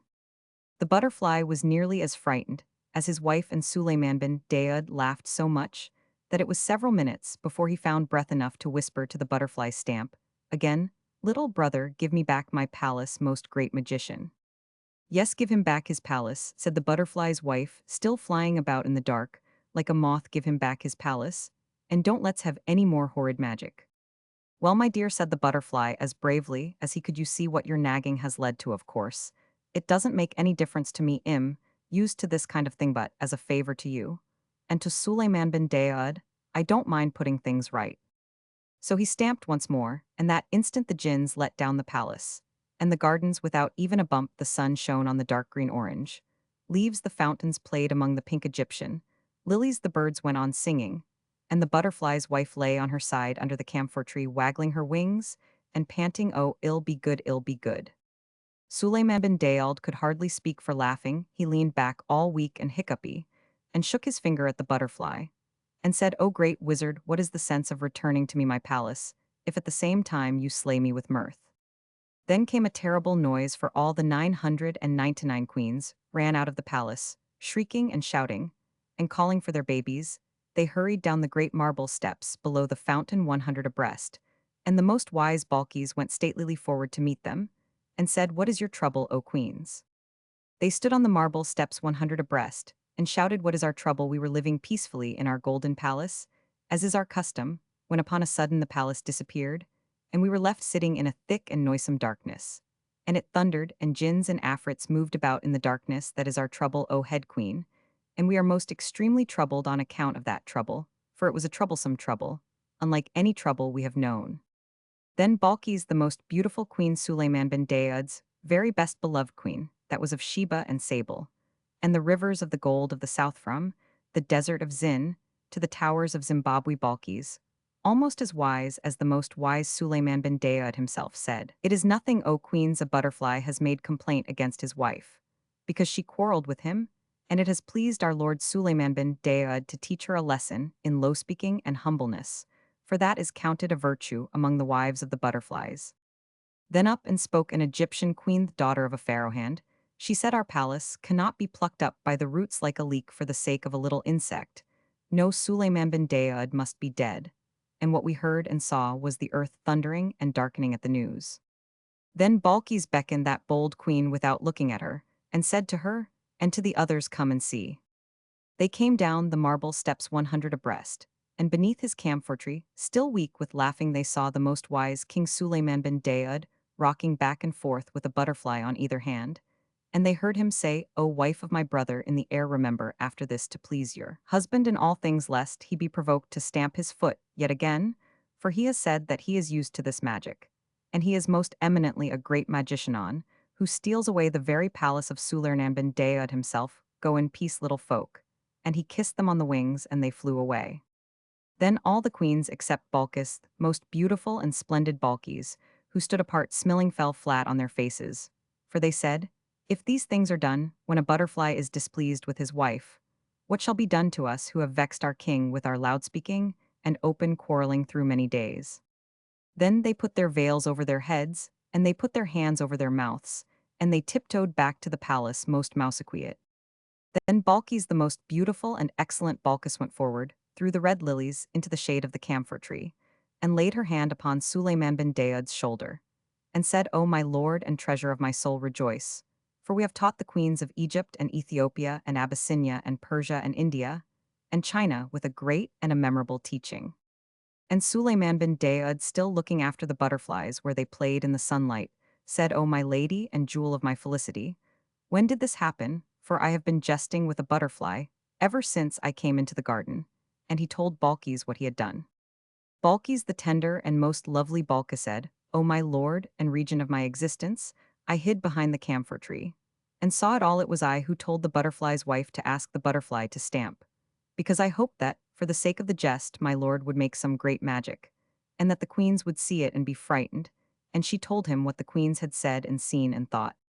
Then Suleiman bin Daoud rose up from his seat under the camphor tree, and stretched his arms and rejoiced, and said, O my lady and sweetener of my days, know that if I had made a magic against my queens for the sake of pride or anger, as I made that feast for all the animals, I should certainly have been put to shame.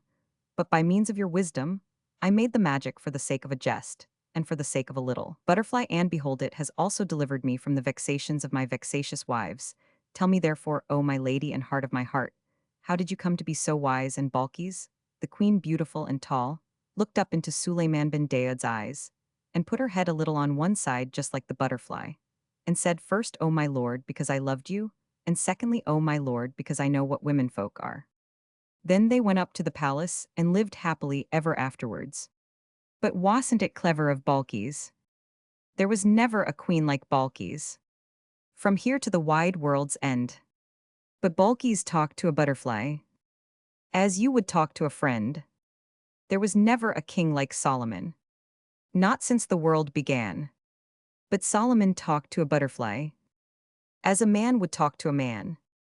She was queen of Sabia, and he was Asia's lord. But they both of them talked to butterflies when they took their walks abroad.